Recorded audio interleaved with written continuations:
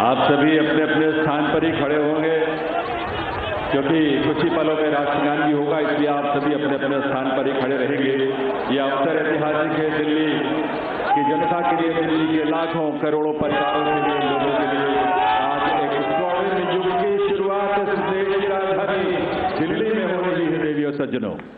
और इस अवसर पर जबकि शपथ ग्रहण समारोह आरंभ होने वाला है, इस देश के यशस्वी प्रधानमंत्री, विकसित भारत के शिल्पी माननीय श्री नरेंद्र मोदी जी का शुभागमन हम सबके बीच मंच पर हुआ है।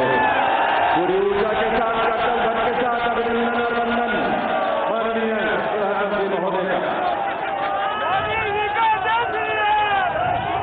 और आप सबसे निवेदन है कि आप सभी अपने अपने स्थान पर खड़े रहेंगे क्योंकि अब समय है कुछ ही पलों में। और इस अवसर पर इस मंच की बाईं तरफ विशेष मंच जहां संतगण की गरिमामयी उपस्थिति है, उनका भी अभिनंदन वंदन माननीय प्रधानमंत्री महोदय की ओर से।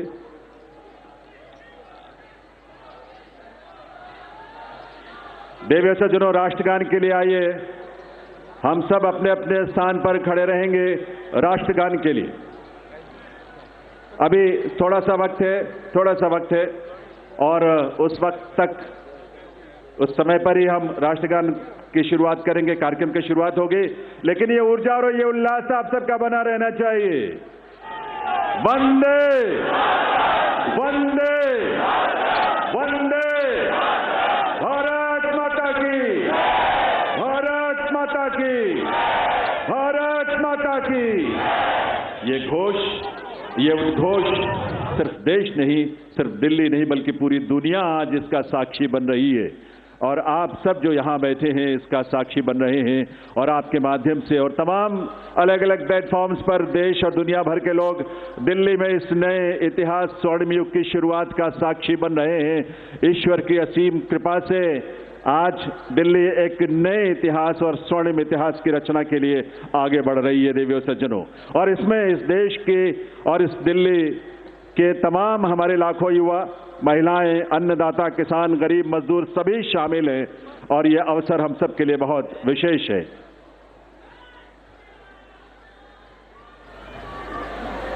अभी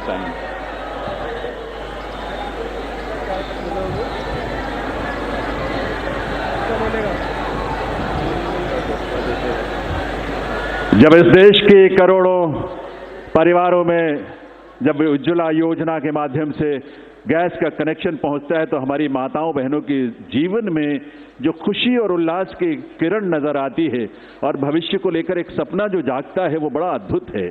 जब इस देश में सैकड़ों की संख्या में जब हमारे विश्वविद्यालय खुलते हैं, लगभग 400 की संख्या में पिछले 10 वर्षों में विश्वविद्यालय खुले, IIM और IITs खुले, इस तरह के शिक्षण संस्थानों के माध्यम से इस देश के युवाओं में अपने भविष्य को लेकर एक उम्मीद नजर आती है, एक विश्वास।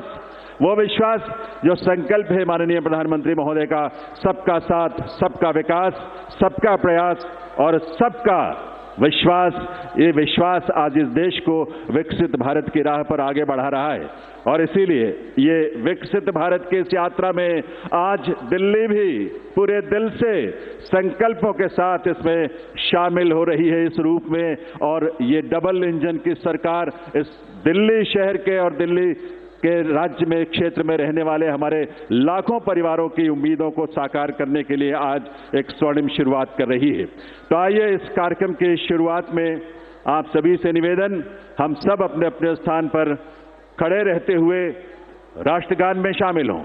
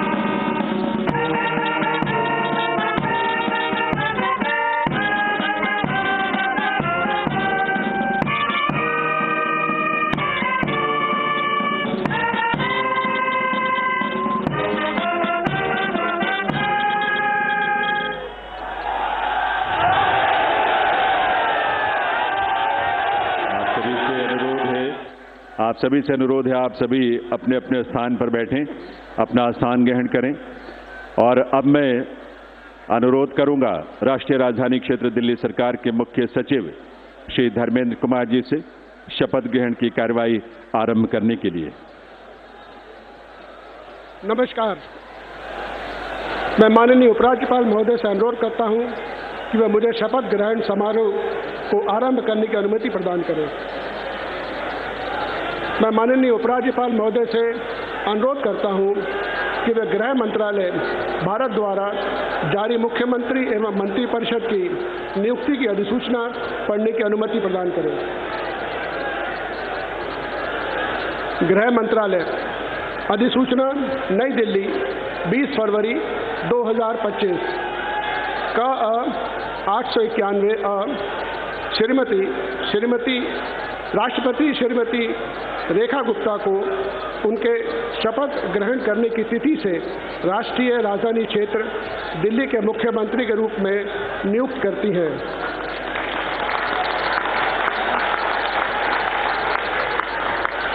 हस्ताक्षर प्रवीण कुमार राय, संयुक्त सचिव। अधिसूचना नई दिल्ली 20 फरवरी 2025 का 892 राष्ट्रपति मुख्यमंत्री की सलाह पर निम्नलिखित को राष्ट्रीय राजधानी क्षेत्र में अपने पदों के शपथ लेने की तिथि से मंत्री के रूप में नियुक्त करती हैं। 1 श्री प्रवेश साहिब सिंह, 2 श्री आशीष सूद, 3 श्री मनजिंदर सिंह सिरसा, 4 श्री रविंद्र इंद्रराज सिंह, 5 श्री कपिल मिश्रा, 6 श्री पंकज कुमार सिंह। हस्ताक्षर प्रवीण कुमार राय, संयुक्त सचिव।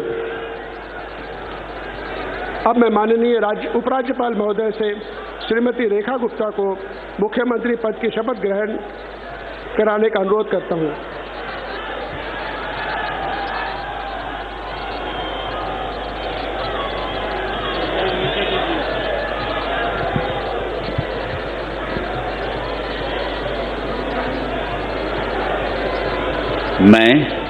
मैं रेखा गुप्ता ईश्वर की शपथ लेती हूँ कि मैं विधि द्वारा स्थापित भारत के संविधान के प्रति सच्ची श्रद्धा और निष्ठा रखूँगी। मैं भारत की प्रभुता और अखंडता अक्षुण्ण रखूँगी। मैं मुख्यमंत्री के रूप में अपने कर्तव्यों का श्रद्धापूर्वक और शुद्ध अंतःकरण से निर्वहन करूंगी तथा मैं भय या पक्षपात, अनुराग या द्वेष के बिना सभी प्रकार के लोगों के प्रति संविधान और विधि के अनुसार न्याय करूंगी। मैं रेखा गुप्ता ईश्वर की शपथ लेती हूँ कि जो विषय मुख्यमंत्री के रूप में मेरे विचार के लिए लाया जाएगा अथवा मुझे ज्ञात होगा, उसे किसी व्यक्ति या व्यक्तियों को सबके सिवाय, जबकि ऐसे मुख्यमंत्री के रूप में अपने कर्तव्यों के समय निर्वहन के लिए ऐसा करना अपेक्षित हो, मैं प्रत्यक्ष या अप्रत्यक्ष रूप से संसूचित या प्रकट नहीं करूंगी।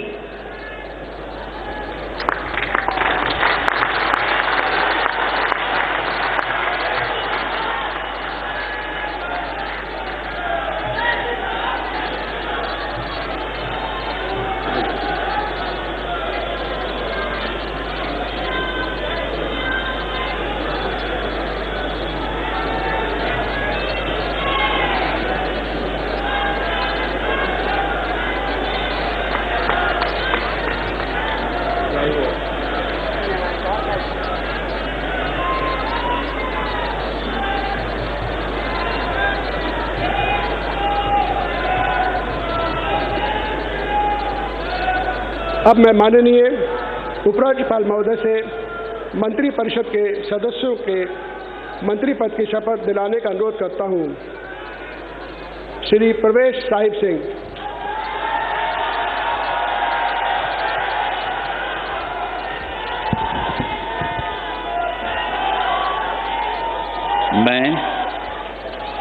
मैं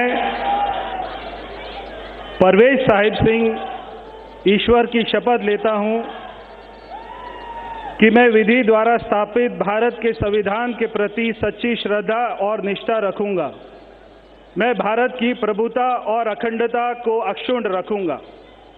मैं मंत्री के रूप में अपने कर्तव्यों का श्रद्धापूर्वक और शुद्ध अंतःकरण से निर्वहन करूंगा।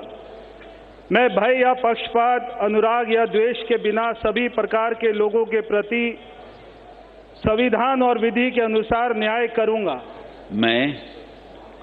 मैं परवेज साहिब सिंह ईश्वर की शपथ लेता हूं कि जो विषय मंत्री के रूप में मेरे विचार के लिए लाया जाएगा अथवा मुझे ज्ञात होगा, उसे किसी व्यक्ति या व्यक्तियों को तब के सिवाय जबकि ऐसे मंत्री के रूप में अपने कर्तव्यों के सम्यक निर्वहन के लिए ऐसा करना अपेक्षित हो, मैं प्रत्यक्ष अथवा अप्रत्यक्ष रूप से संसूचित या प्रकट नहीं करूंगा। जय हिंद।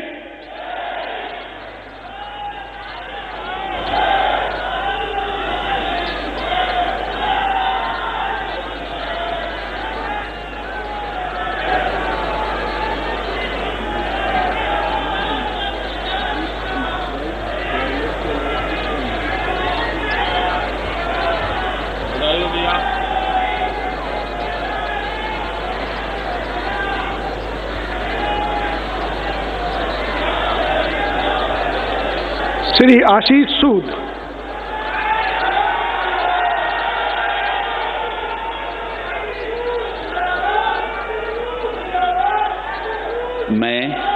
मैं आशीष सुशीला मदन गोपाल सूद ईश्वर की शपथ लेता हूं कि मैं विधि द्वारा स्थापित भारत के संविधान के प्रति सच्ची श्रद्धा और निष्ठा रखूंगा।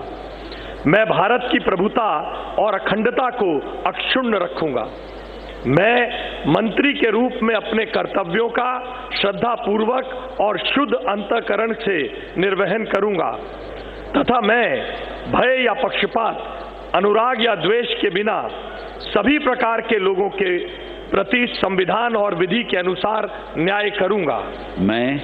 मैं आशीष सुशीला मदन गोपाल सूद ईश्वर की शपथ लेता हूं कि जो विषय मंत्री के रूप में मेरे विचार के लिए लाया जाएगा अथवा मुझे ज्ञात होगा, उसे किसी व्यक्ति या व्यक्तियों को तब के सिवाय जबकि ऐसे मंत्री के रूप में अपने कर्तव्यों के सम्यक निर्वहन के लिए ऐसा करना अपेक्षित हो, मैं प्रत्यक्ष अथवा अप्रत्यक्ष रूप से संसूचित या प्रकट नहीं करूंगा।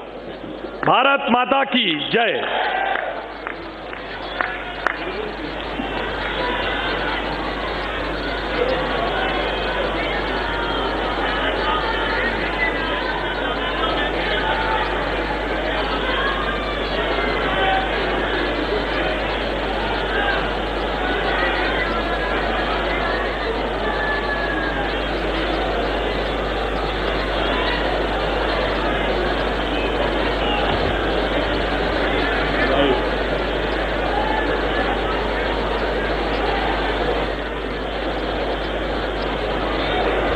श्री मजिंदर सिंह सिरसा।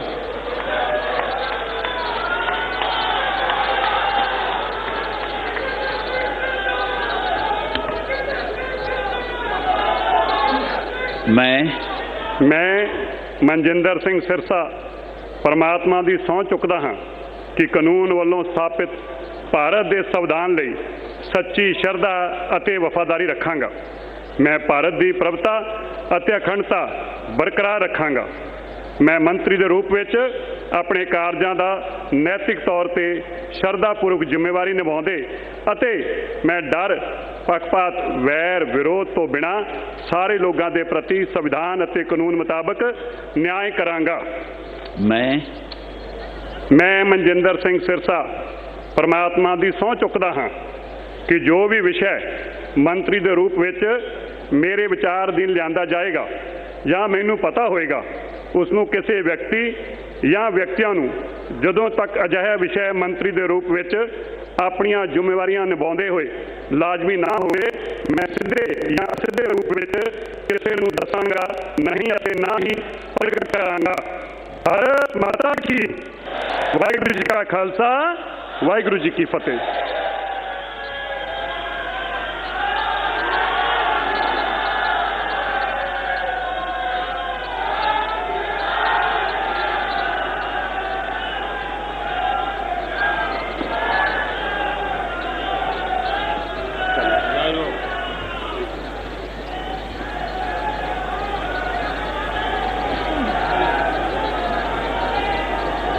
श्री रविंद्र इंद्राज सिंह,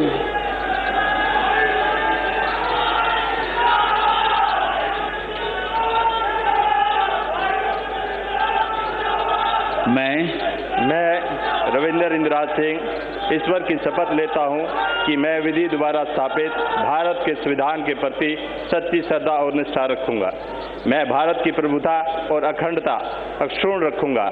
मैं मंत्री के रूप में अपने कर्तव्यों का श्रद्धापूर्वक और शुद्ध अंतःकरण से निर्वहन करूंगा तथा मैं भय या पक्षपात, अनुराग या द्वेष के बिना सभी प्रकार के लोगों के प्रति संविधान और विधि के अनुसार न्याय करूंगा।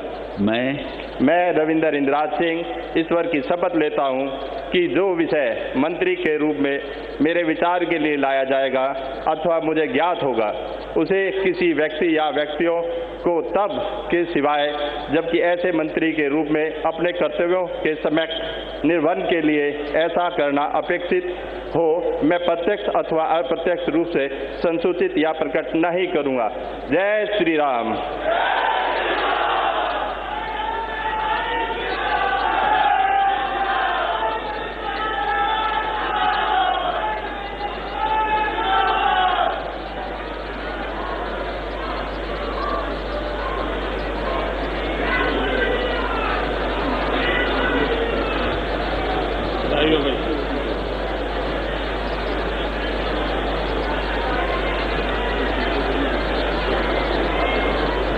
श्री कपिल मिश्रा,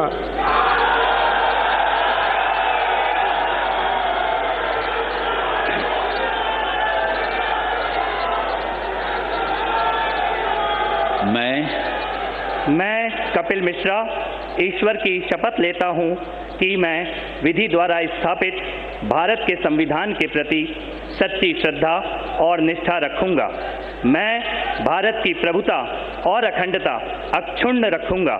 मैं मंत्री के रूप में अपने कर्तव्यों का श्रद्धापूर्वक और शुद्ध अंतःकरण से निर्वहन करूंगा तथा मैं भय या पक्षपात, अनुराग या द्वेष के बिना सभी प्रकार के लोगों के प्रति संविधान और विधि के अनुसार न्याय करूंगा। मैं कपिल मिश्रा ईश्वर की शपथ लेता हूं कि जो विषय मंत्री के रूप में मेरे विचार के लिए लाया जाएगा अथवा मुझे ज्ञात होगा उसे किसी व्यक्ति या व्यक्तियों को तब के सिवाय जबकि ऐसे मंत्री के रूप में अपने कर्तव्यों के सम्यक निर्वहन के लिए ऐसा करना अपेक्षित हो मैं प्रत्यक्ष अथवा अप्रत्यक्ष रूप से संसूचित या प्रकट नहीं करूंगा।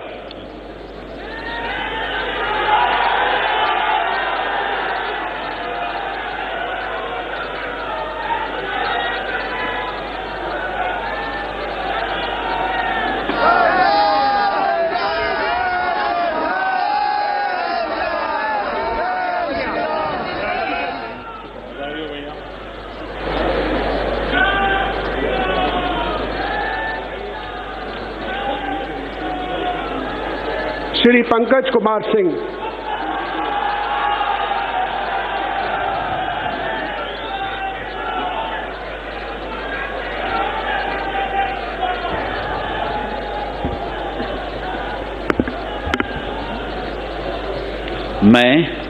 मैं डॉक्टर पंकज सिंह ईश्वर की शपथ लेता हूं मैं विधि द्वारा स्थापित भारत के संविधान के प्रति सच्ची श्रद्धा और निष्ठा रखूंगा। मैं भारत की प्रभुता और अखंडता को अक्षुण्ण रखूंगा। मैं मंत्री के रूप में अपने कर्तव्यों का श्रद्धापूर्वक शुद्ध अंतःकरण से निर्वहन करूंगा तथा मैं भय या पक्षपात, अनुराग या द्वेष के बिना सभी प्रकार के लोगों के बीच संविधान और विधि के अनुसार न्याय करूंगा।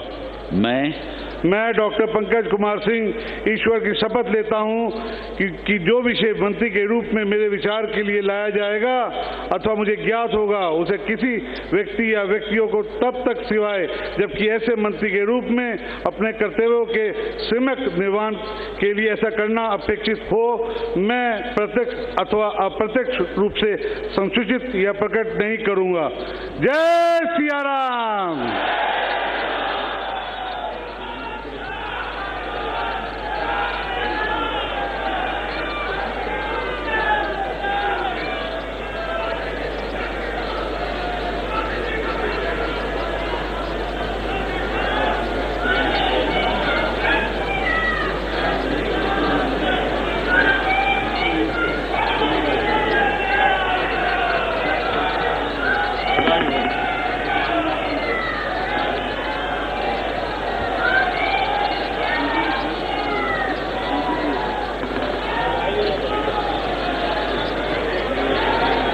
अब मैं माननीय उपराज्यपाल महोदय से समारोह के समापन की अनुमति चाहता हूं। मैं सभी अतिथि गण से राष्ट्रगान हेतु अपने स्थान पर खड़े होने का अनुरोध करता हूं।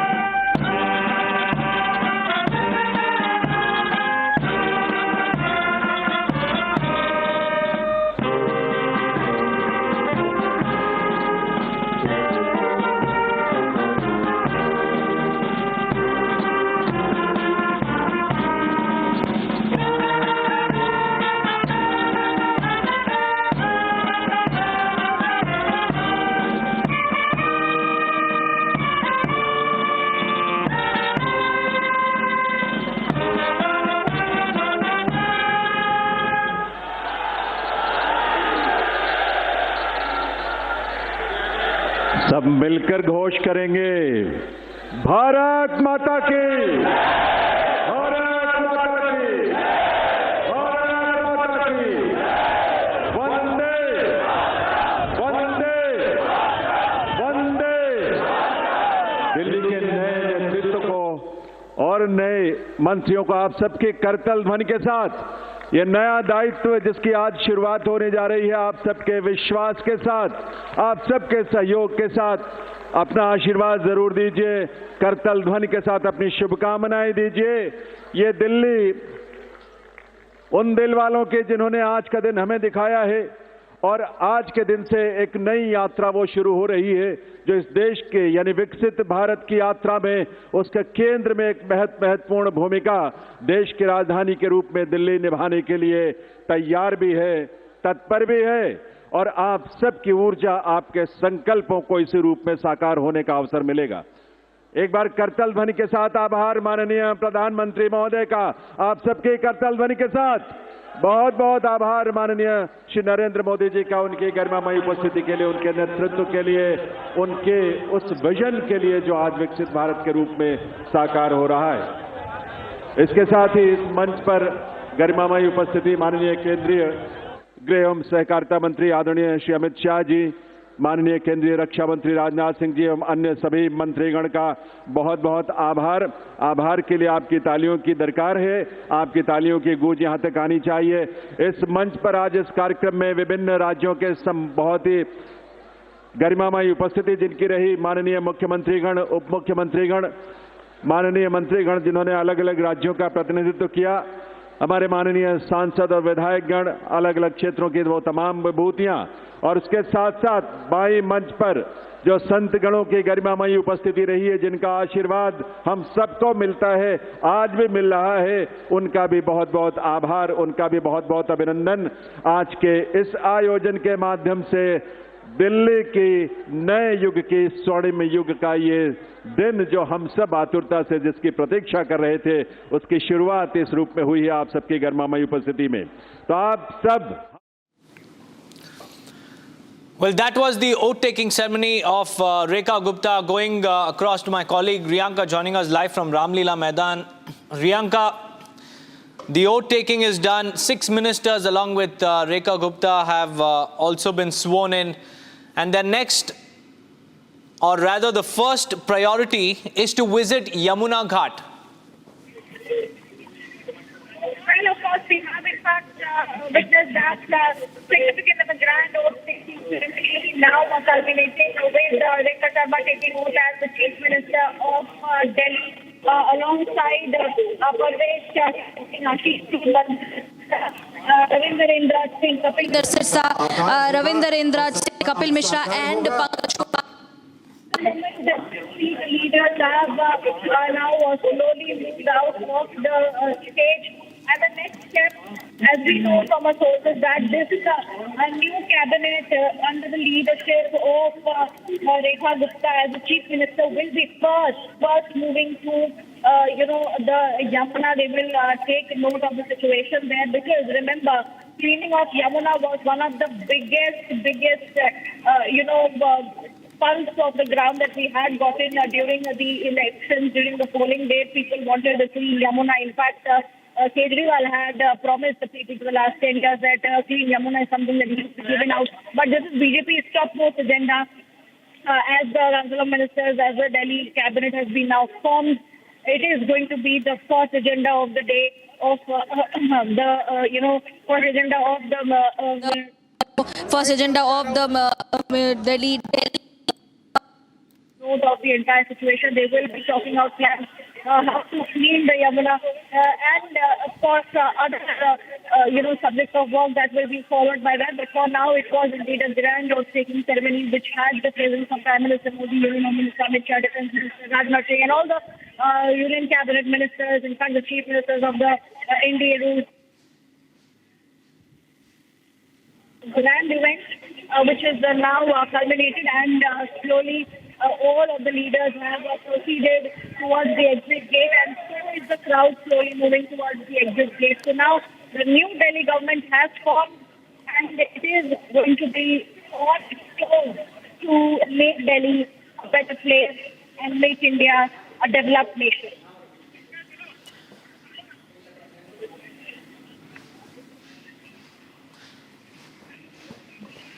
Right, Riyanka, thank you for joining me with all those details. That was a star-studded event. The Prime Minister, the Union Home Minister, Defence Minister Rajnath Singh, the BJP National President JP Nadda, along with all the NDA Chief Ministers were present, sharing the stage with Rekha Gupta in a display of political unity.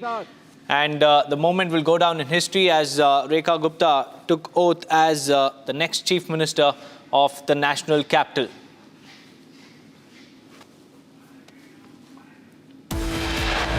With that, viewers, it's time for a quick break. On the other side, we'll tell you what's on agenda for the Chief Minister after taking oath. Stay tuned.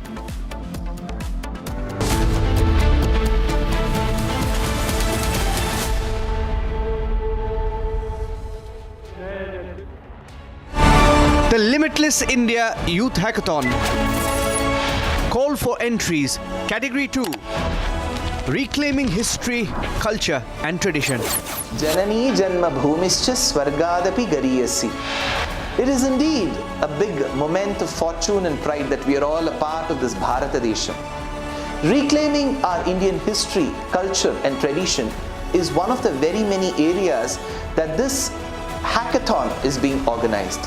Those youth under 30 are welcome to participate. Submit your entries by the 28th of February. Those of your innovative, research-driven, out-of-the-box ideas shall be reviewed by us, and those of you who are selected will get to present your ideas in Bharata Mandapam, New Delhi, in the august presence of the Honorable Prime Minister of India, Shri Narendra Modi.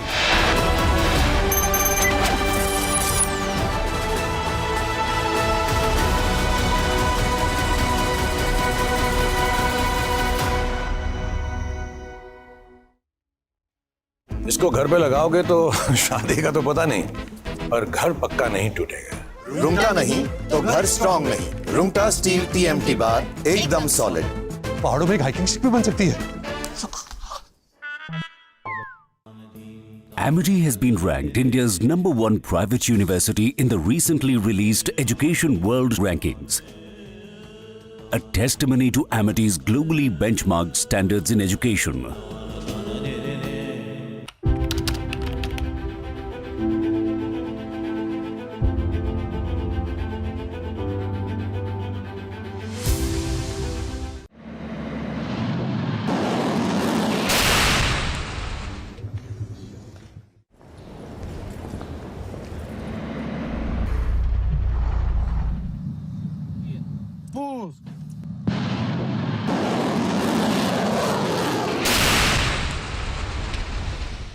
Президент Юрий Ушаков.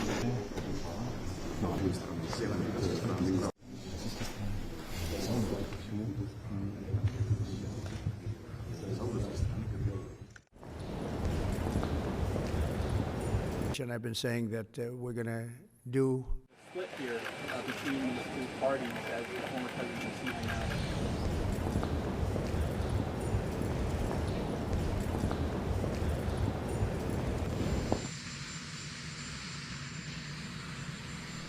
The Russia talks, your impression of how they went today, and if you're perhaps more confident or less confident of a deal after what happened today? Well, much more confident. They were very good. Russia wants to do something. They want to stop the savage barbarianism. I mean, what's going on over there? It's soldiers are being killed by the thousands on a weekly basis. It's ridiculous. As part of a peace deal with Putin, would you be willing to consider removing all American troops from Europe? Well, nobody's asked me to do that, so I don't think we'd have to do that. I wouldn't want to do that. But that question's never really come up. Sir, do you support stationing European peacekeeping troops in Ukraine as part of this peace deal? If they want to do that, that's great. I'm all for it. If they want to do that, I think that'd be fine. I mean, I know France has mentioned it. Others have mentioned it. UK has mentioned it. But yeah, if we have a peace deal, I think having troops over there from the standpoint of Europe, we won't have to put any over there because, we're very far away. But having troops over there would be fine. I would not object to it at all. And I'm very...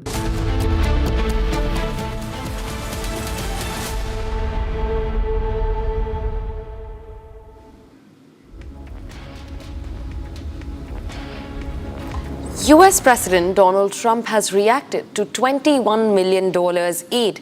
Speaking in Florida, Trump said, "Why do we need to spend $21 million on voter turnout in India? I guess they were trying to get somebody else elected. We've got to tell the Indian government this is a total breakthrough." In a big response over the $21 million which came into India through US aid, as also alleged by the BJP, for changing the voter turnout in the country. Now US President Donald Trump has also responded. While speaking in Florida, Trump acknowledged that $21 million was sent to India and also questioned the sending of such a huge amount of money for voter turnout in India. He also speculated that the person sending the money was trying to get someone else elected in India. Now, this comes at the heels of fresh allegations against US aid, where they've been alleged to topple governments across the globe. Listen in to US President Donald Trump. And $21 million for voter turnout in India. What do we need to spend $21 million for voter turnout in India?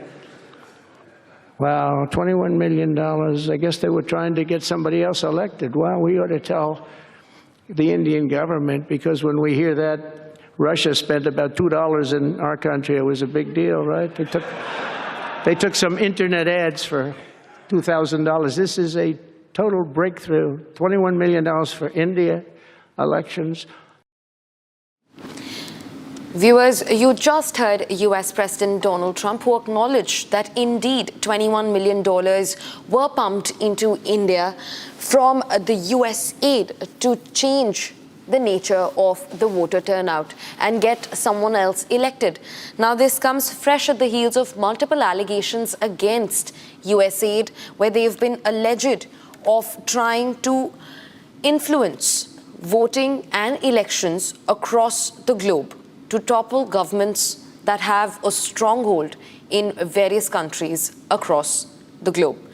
And now US President Donald Trump has also acknowledged it. He said that why was there a need to spend or to send about $21 million to India to change the voter turnout? Viewers, for now, it's time to take a look at other stories that we're tracking at this hour from across Bharat in just 5 minutes. Take a look. First-time MLA Rekha Gupta took oath as the National Capital's Chief Minister, capping the 11 days of suspense over who will be the next Delhi Chief Minister. Gupta was elected as the new Chief Minister unanimously during a BJP Legislative Party meeting yesterday. Bharatiya Janata party ने हमेशा जो कहा है वो किया है। संगठन में बहनों को आगे रखना, हर जगह जहाँ पे भी चुनाव हुआ उनको मौके देना, राज्यसभा से लेकर के निगम तक हर जगह बहनों को अधिकारी बनाना। और आज एक बड़ी मिसाल मुझे दिल्ली राज्य की मुख्यमंत्री के रूप में कार्यभार देने पे मैं आदरणीय प्रधानमंत्री जी का धन्यवाद करती हूँ। मोदी जी के नेतृत्व में सरकार काम करेगी और निश्चित रूप में जितने भी वायदे हैं वो पूरे किए जाएंगे। The grand oath-taking ceremony for Chief Minister-elect Rekha Gupta took place today at the Ram Leela Maidan. The swearing-in ceremony was attended by top leaders and dignitaries from across the country.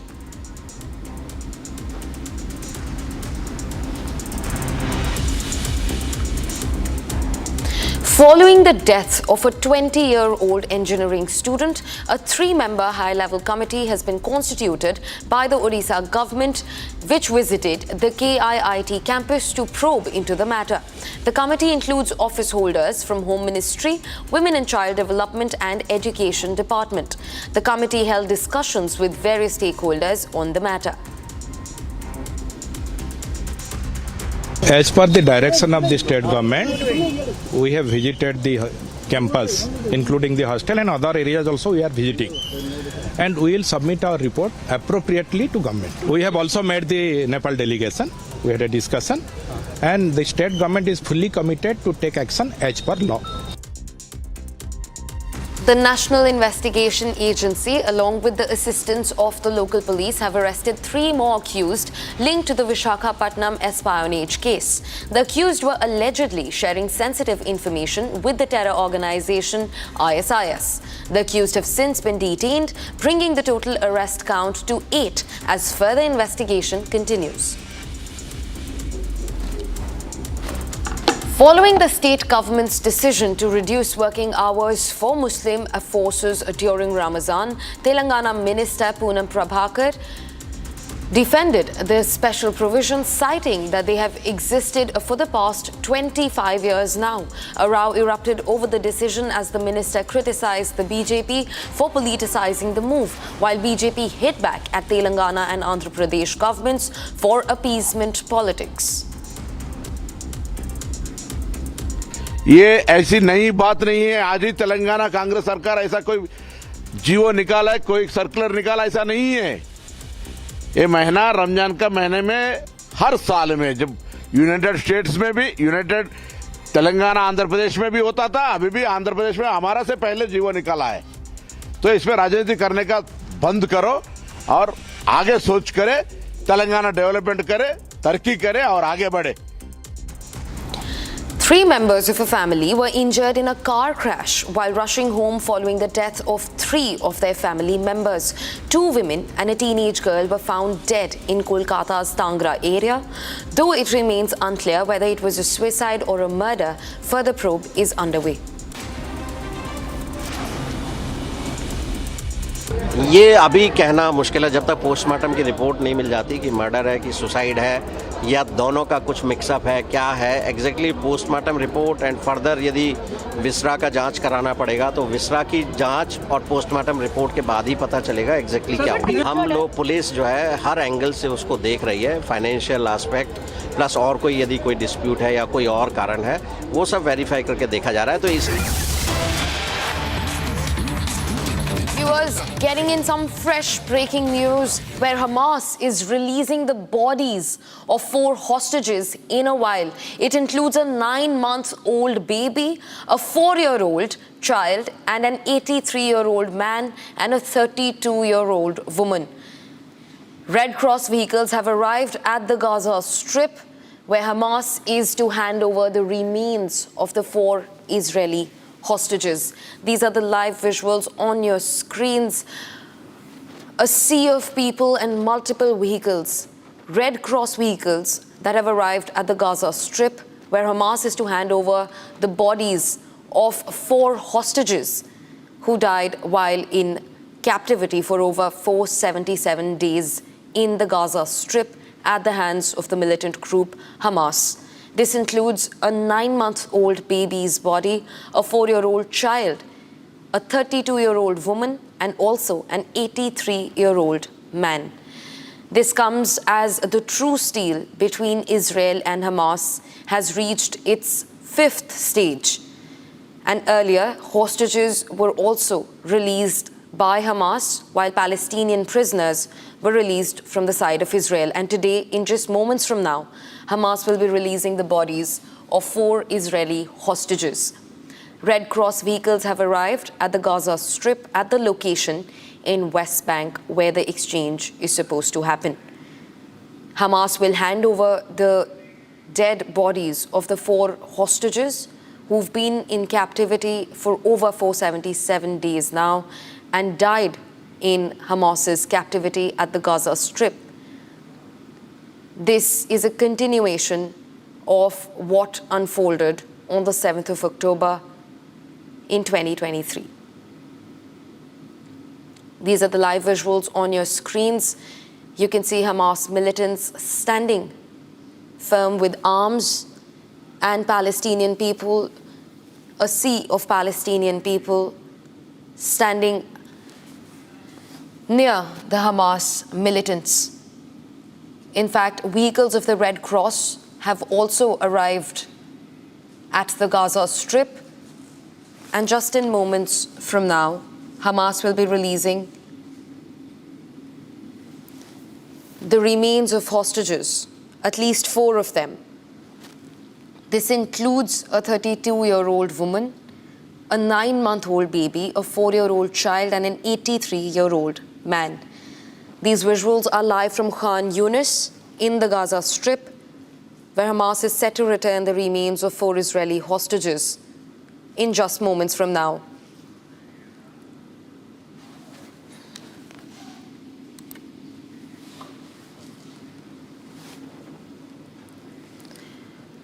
We're also being joined by Ariela Rosenthal, who is the head of International Relations, Ashdod Municipality, to get us more details onto the release that we're eyeing onto our screens. Ariela, thank you for speaking to Republic. Tell us more about this release. Remains of 4 Israeli hostages, extremely unfortunate, which are to be released by Hamas in just moments from now. Talk to us about it, Ariela. Well, this is a very, very grieving day for the people of Israel, the Bibas family, and especially the children. The 9-year-old was kidnapped along with his brother and the mother from the Gaza, from the 7th of October, from Nir Oz. It's a very, very hard day for the people of Israel. We are grieving. They are the symbol of the 7th of October, of the horrific acts done by the Hamas, their torture, their rape, and their murdering of the people of Israel. So the channels here in Israel have decided not to show the ceremony or this unspeakable thing that they are demonstrating in Gaza with the coffins of the 4 hostages that have been killed by the Hamas and are on the way to the Red Cross and from there to Israel. But this is a very, very sad, grieving day for the people of Israel, for our beloved ones that were murdered, all because of being Jewish by this terrorist, barbaric, jihadistic organization. This is a horrific day. This is very, very hard for us. This is. Ariella, I have no words. Yes. Our hearts go out to everybody who are mourning this loss today. In fact, I also want to ask you, furthering the last question that I had, is Israel taking any steps in this direction now that at least 4 remains of 4 hostages are going to be brought back to the Israeli soil? Is there any statement from Prime Minister Benjamin Netanyahu or his war cabinet, or are there any steps that Israel is eyeing after this? Currently, last night, the Prime Minister Netanyahu made a statement to the people of Israel, where he says, of course, that the state of Israel is grieving and are in pain, and that he and the cabinet and the government of Israel is determined to ensure that this will never happen again to the people of Israel and to the state of Israel. This is day of grief and mourn, and we are all united together, this morning. This is a very emotional thing for us. And I think we are putting this morning everything aside and no blame, just to bring them back. We will never know what happened that morning and when they were murdered in Gaza, because everybody around the world saw them bringing that the terrorists, took them from Nir Oz kibbutz into Gaza. So everybody saw them alive. What happened in Gaza is of course, of the Hamas. They killed them. Of course, they will come out and say that their death was because of the IDF and their bombardments, and they were killed. Of course, things will be checked here in Israel, and everything is, clarified and told. We don't keep our secrets. But everybody must be remembered that the Hamas is the one to be blamed, and they're the people, they came and they captured, people that were sleeping in their beds and just took them to captivity in Gaza. Right, Ariella. Right. In fact, looking forward, what are we eyeing at in terms of the truce deal or the exchange deal for hostages to be continuing? It's already in the 5th phase, we know that. But looking forward, are we eyeing at a continued truce deal between Israel and Hamas? I think there will be a continuation in the truce. And on Saturday, another 6 of the hostages that is actually, finishing the first phase of the truce. I know that now, along with the government, with Trump administration and the Qatar and Egypt, are trying to see how we can actually continue the first phase in order for the other hostages to be released. What I understand from the media, that there are approximately another 54 hostages that are alive in the 74 that are still to come. So we have a long way, and every hostages must return to Israel. People must understand that we favor life and we honor our death. And we will never, never leave them in Gaza. Never, no more what. Right. Otherwise, we cherish life. And the Judaism, understands that even the families must bring back their dead, so they will have where they can go to mourn on a tomb in a cemetery. We want to bury them. Yes.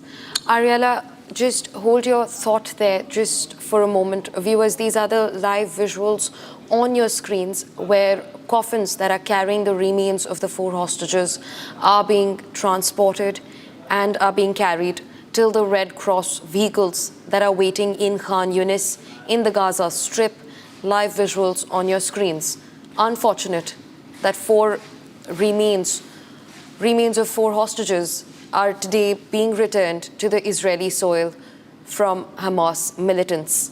Now, these 4 hostages died while in captivity in Gaza of the Hamas militants. This includes a 9-month-old baby, a 4-year-old child, a 32-year-old woman who is also a mother of 2, and an 83-year-old man. Live visuals on your screens from Khan Yunis in Gaza. The flag that you can see fluttering is of the Red Cross. The vehicles are of the Red Cross, where coffins are now being taken with the remains of 4 hostages. Being joined by our senior editor, Niranjan Narayanaswamy, to talk to us about the ongoing deal. You know, these are live pictures coming in right now, and this is a very, very critical moment in the relationship, between both Israel and America, and the way Trump has intervened. These are live pictures coming in. Let me first speak over the pictures. These are Red Cross officials who are at Gaza Strip, and this is at the Khan Yunis, where the live pictures are coming in from, where the Hamas is returning the remains of 4 Israeli hostages. You heard that very, very emotional message from Benjamin Netanyahu yesterday. He said it is going to be a very, very testing day for all of Israel and a turning point. He spoke about how he was heartbroken as they learned of the news of 4 of the hostages, including a mother and her 2 children, who have for long been feared dead. And this is the most shocking aspect of the brutality that Hamas has inflicted upon the people of Israel, who are many of whom were taken hostages in this attack that took place in October 2023. They included a mother, her 2 children, and Israel has been saying that they feared that they were dead. Their remains were kept with Hamas for all these months and years. We don't exactly know when they died, but their bodies have been kept by Hamas. And the remains are being released as we speak. Those are Hamas terrorists holding guns and banners. A few days back, when 4 hostages were released, we saw those pictures of Hamas releasing the Israeli hostages with a sand timer in their hand, sending out a message that time is running out. Now, all of this is happening, of course, after Trump's intervention. Trump had given a deadline. 4 hostages were released, but now it appears that Hamas is also releasing 6 more on Saturday. 6 hostages who are alive on Saturday, and today the remains of the 4 hostages are being handed over to Israel. Let me tell you a little bit about the remains of those who are being handed over, or the remains of the hostages who are being handed over. One of them is Shiri Bibas. Shiri Bibas, a mother, her 2 children, Ariel and Kafir. Kafir was the youngest captive taken that day. He was the youngest captive, and Hamas had said that all 3 were killed in an Israeli airstrike early in the war. They hadn't put a date to it. The terrorist group also today releasing the body of Oded Lifshitz, who was 83 years old when he was abducted. So look at, the brutality of Hamas. You have young children, Kafir, a young toddler who was taken hostage, an 83-year-old also taken hostage called Oded Lifshitz. And yesterday, that message from Benjamin Netanyahu, there's a video that he put out yesterday addressing his country and the world, saying that the heart of an entire nation breaks. That's what Benjamin Netanyahu said while anticipating and waiting for this poignant moment in the war, as we see perhaps what we hope are the last stages. Look at that. Video journalists of the terror group bringing over, look at that. That's the remains being brought in the coffin and held by 4 Hamas terrorists who have their face covered. Hamas cowards covering their face as they hand over the remains of the 4 hostages, including an 83-year-old. That's another That's another coffin that's just been handed over to the Red Cross, as it will now carry all the 4 Israeli hostages, or what remains of them, and hand it over to their family. A very, very heartbreaking moment for all of Israel. We've been seeing the kind of responses that are coming in from Israel, including from their prime minister, ministers, leading voices, all in anticipation of this moment, have been talking about how difficult this particular moment is to get those hostages back in a box. And these are remains that are being returned. The Red Cross in that SUV that you see there, placing the coffins, and those white, you see the white barriers there, just kept there as the remains were being placed into that SUV, which will now be moved from Gaza into Israel and officially handed over to the Israeli authorities. And these are live pictures coming in, ladies and gentlemen. Israel so far celebrated the return of 24 living hostages in the last few weeks, in what has been a very, very shaky ceasefire that paused over 15 months of war. But this handover today, what is happening right now in front of your screens, this is a grim reminder of what has happened since October 2023. A reminder of those who died in captivity. Died or killed, we don't know. But Hamas terrorists claim that they were killed in an Israeli airstrike. Of course, nobody believes that. Nobody believes that they could have been killed in an airstrike, because Hamas, has been using these hostages as human shields in all these years, in all these months. Since the war began in October 2023. That's the Hamas version. You see another SUV there, a white SUV of belonging to the Red Cross. Back up and wait for more remains of the hostages to be brought closer. Those are live pictures coming in from Gaza, ladies and gentlemen. As you see, Hamas terrorists waving those banners and green flags, hand over the remains of the 4 Israeli hostages. Once again, the names of these hostages. I'm repeating the names. Remember the names. Ariel and Kafir, 2 children. Ariel and Kafir, 2 children, and their mother, Shiri Bibas, killed by Hamas, killed in Hamas custody. And the oldest of them all was 83 years old, who is Oded Lifshitz. And his remains too is being handed over to the Red Cross, which will formally hand the remains back to the Israeli authorities. Look at that. As those video journalists of the Hamas move, you can see 4 more Hamas terrorists bring the remains of another Israeli hostage. You see that hostage there being brought in a coffin and being placed in another white SUV, which is backed up and is waiting for the coffin to be placed there. It will now be crossing over to Israel from the Gaza Strip. You see the black and the white barriers. There are white barriers placed so that the cameras don't really get a shot of the bodies being removed from the coffin. They will be removed from the coffin. The remains are being taken out of the coffin and placed onto another makeshift, a casket, and kept there inside that white SUV before it crosses over. Now, these are grim images. And I just heard, the panelist who's also joining us live from Israel, from Ashdod, she was telling us a little bit more about, what this moment means for Israel, and how difficult this particular moment is for them. And that's Ariela Rosenthal. Ariela Rosenthal is the head of international relations at Ashdod municipality. A very, very difficult moment, Ariela, as we look at these pictures. Tell us, I just want to hear from you, how difficult has it been for Israel to deal with this moment? You've been preparing for it. It was public knowledge that there were 4, remains that will be handed over. Some children, one 83-year-old, a senior citizen, right? Very, very, very grim images coming in. It's a very, very hard time for the state of Israel. We have been, since the 7th of October, going through a very hard time, trying every way to bring back our hostages. Yes, we did know for a long time that it may be that the Bibas family and more have been cruelly killed and murdered in captivity. But you never get ready for such a moment.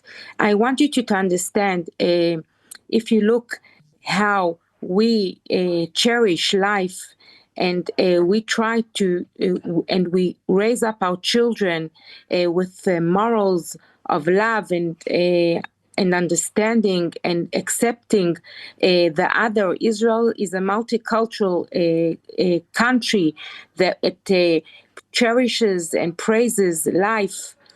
And when you look now at the ceremony here in Gaza, where you see children with guns and praising such a sick ceremony and putting in this propaganda and these silent, praises of praising death and killing and brutality. This is something sick. I'm sorry. This is the new generation of the Hamas that is raising a new generation of terrorists. And I don't understand what's going on with the world. Wake up. Donations that the world has given for infrastructure and education to the people of Gaza. What has the Hamas terrorist organization done with all the donations? They are just praising and nourishing death and hatred instead of building a better future for their people. I'm looking and I don't understand what's going on. How Stay with can I me, do such Arya, a stay with me. Looking at more pictures coming in. That's perhaps the last, the last of the bodies, the remains of the last hostage being brought out, handed over by Hamas to the Red Cross. Let it sink in. An infant was held hostage. An infant who perhaps died or was killed for several months, and his body, the infant's body, was kept by Hamas in all these months, and they didn't return even an infant's body. Let that sink in. If you're watching this live coverage, let that sink in. An infant's body was kept with Hamas in all of these months, and they are returning it now. And this is the tragedy of this war. And like our colleague from Israel was saying, there are children there, and I saw many children just running around with guns there at Gaza. You can see children, youth, many of whom in their teens, many of whom below the age of 15, many of whom I just saw some anywhere between 5 to 15 years of age, they're running around holding guns. This is the tragedy of the war that we are witnessing in Gaza. And the four SUVs that you see there with the four coffins of the four hostages, the remains of the four hostages have been loaded, and they will now move towards Israel, and the remains will be handed over to Israel in a short while from now. Once again, Kafir Bibas, I'm repeating the name. Kafir Bibas was 9 months old. 9 months old. And from the description that we have of Kafir Bibas, just 9 months old, a red-headed infant, a toothless smile, when terrorists stormed into the family's home on the 7th of October 2023. His brother Ariel was 4 years old. And a video shot that day showed a terrified Shiri, the mother, swaddling the two boys as terrorists led them into Gaza. Those pictures were there as well. So this is a story to tell that after 15 months, 16 months of the war, their bodies are being handed over. A mother and her two children and an 83-year-old. Those SUVs of the Red Cross are just lining up. They will now merge into a convoy that will move from Gaza and proceed into Israel. And the husband of Shiri, who, along with her two boys, have been killed in Hamas custody. Her husband, Yarden Bibas, was also taken separately by Hamas terrorists. He too was kidnapped, but Yarden Bibas was released this month after 16 months in captivity.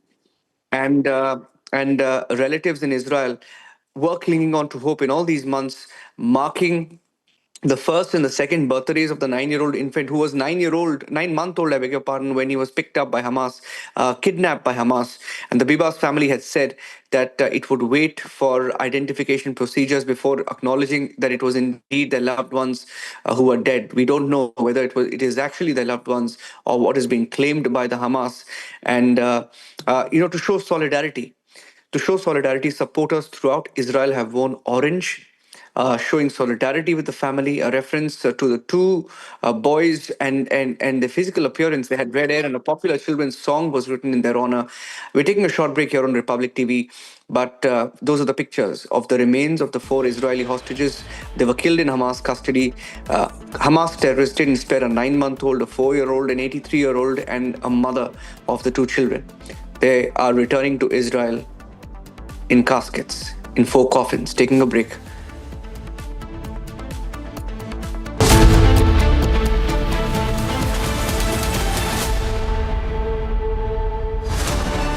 I'm delighted that the Republic Plenary Summit is being held on March 6th.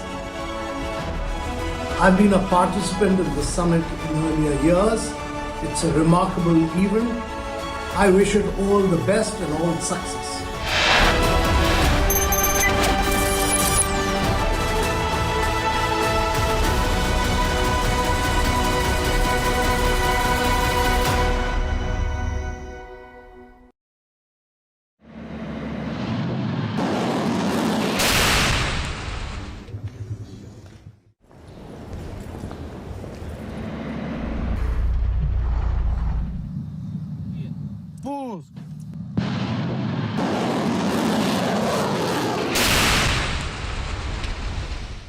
Президент Юрий Ушаков.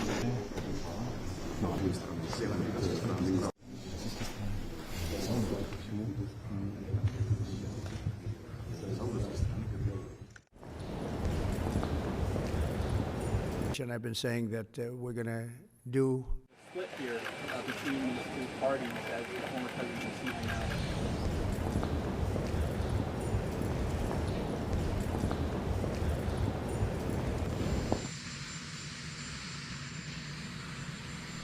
The Russia talks, your impression of how they went today, and if you're perhaps more confident or less confident of a deal after what happened today?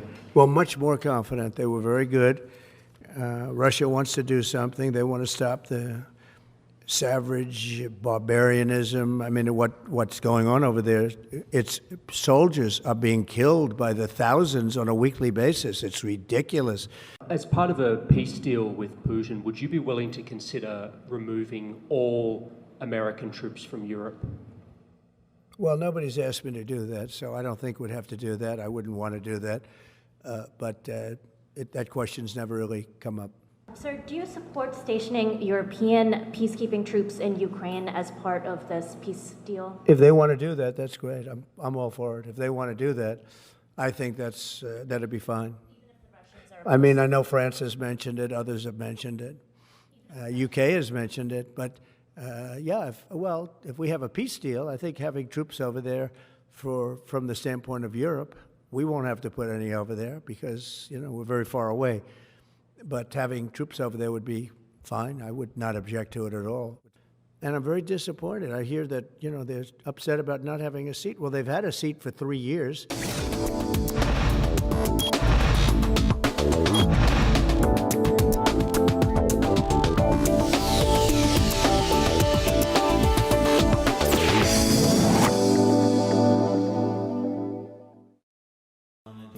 Amity has been ranked India's #1 private university in the recently released Education World Rankings. A testimony to Amity's globally benchmarked standards in education.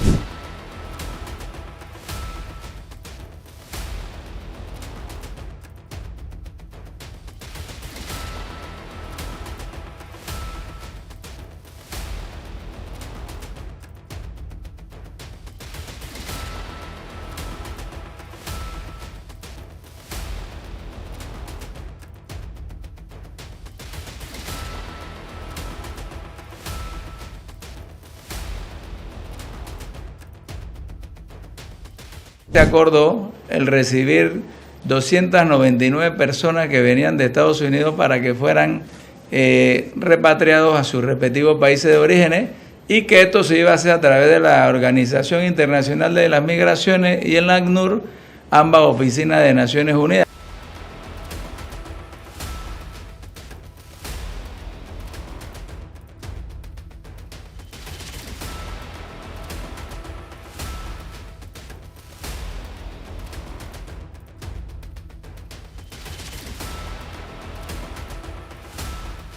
Como manera de prevención, estas personas no pueden circular por nuestro país precisamente para garantizar la seguridad y la paz de los ciudadanos panameños. Nosotros les brindamos a ellos todas las atenciones necesarias, médicas, alimenticias, ¿verdad? Y de comodidad, y lo seguiremos haciendo hasta que el último de ellos salga de nuestro país, que es lo que se pactó con el gobierno de los Estados Unidos.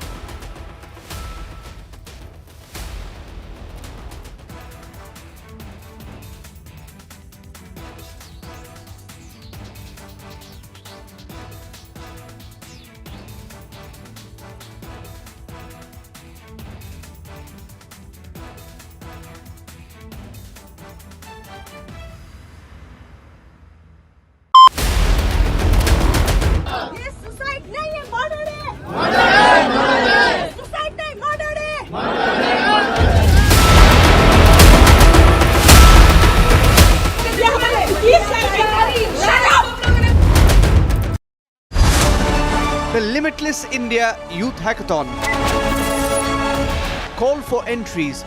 Category 1. Science, Technology and Space. I'm excited to hear about the proposals that have been submitted at the Youth Hackathon at the Republic Plenary, and I can't wait to see them and discuss them and look forward to transforming India with these limitless possibilities.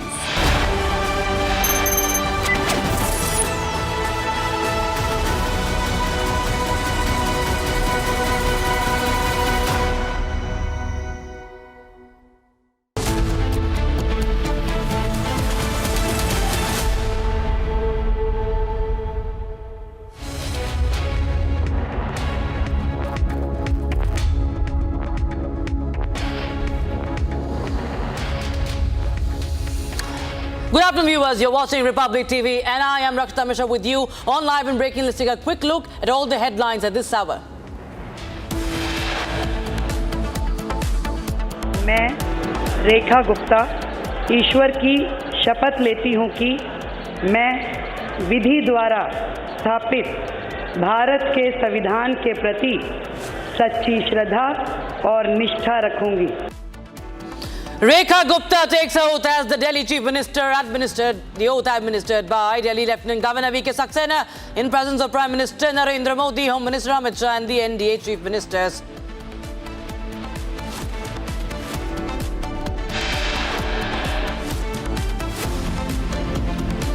Six MLAs including Parvesh Verma, Kapil Sharma take oath as ministers along with Chief Minister Rekha Gupta. Prime Minister Modi and Home Minister Amit Shah to attend the NDA alliance meeting today in the national capital. Prime Minister to address the allies.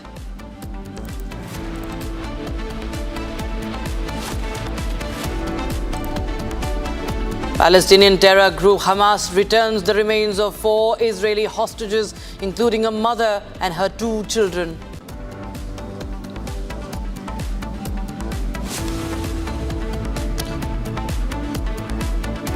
And $21 million for voter turnout in India. What do we need to spend $21 million for voter turnout in India?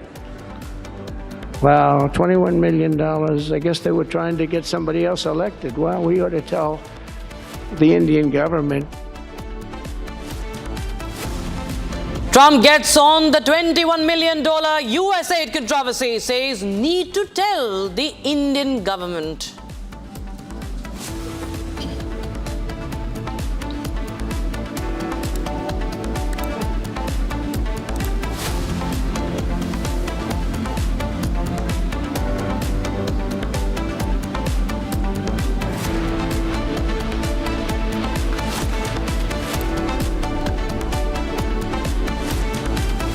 The US President Donald Trump has reacted to $21 million aid. Speaking in Florida, Trump said, and I quote him here, "Why do we need to spend $21 million on voter turnout in India? I guess they were trying to get somebody else elected. And we have to tell the Indian government that this is a total breakthrough," unquote. Viewers, this is a big indication, once again, that US intends to, in fact, expose the meddling in the polls in India. He has confirmed the meddling, and now he has said, at least that what he has said, he has claimed that he will tell the Indian government about it.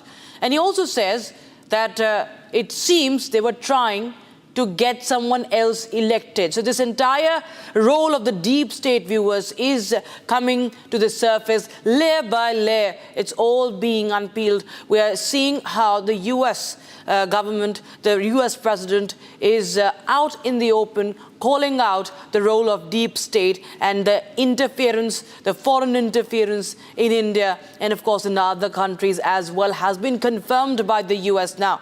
Remember, this controversy had broke out after Elon Musk's Department of Government Efficiency, the DOGE, revealed the planned allocation, leading to political debate in India as well. Trump supported DOGE's decision to cancel the funding, the USAID funding, the $21 million funding, and he expressed the respect for Prime Minister, also questioning the necessity of the grant to India, grant to many other countries in Asia, he says, and other, of course, continents as well. And the important part is when he says that the US was trying to get somebody else elected. My colleague Deepak, in fact, is joining us live on the broadcast from our digital studio. He'll try and help us understand more about this. Deepak, this is, of course, another big statement from the United States president. And one by one, we see that the lens is now only on the USAID funding. And we need to understand that all these layers are slowly being peeled off.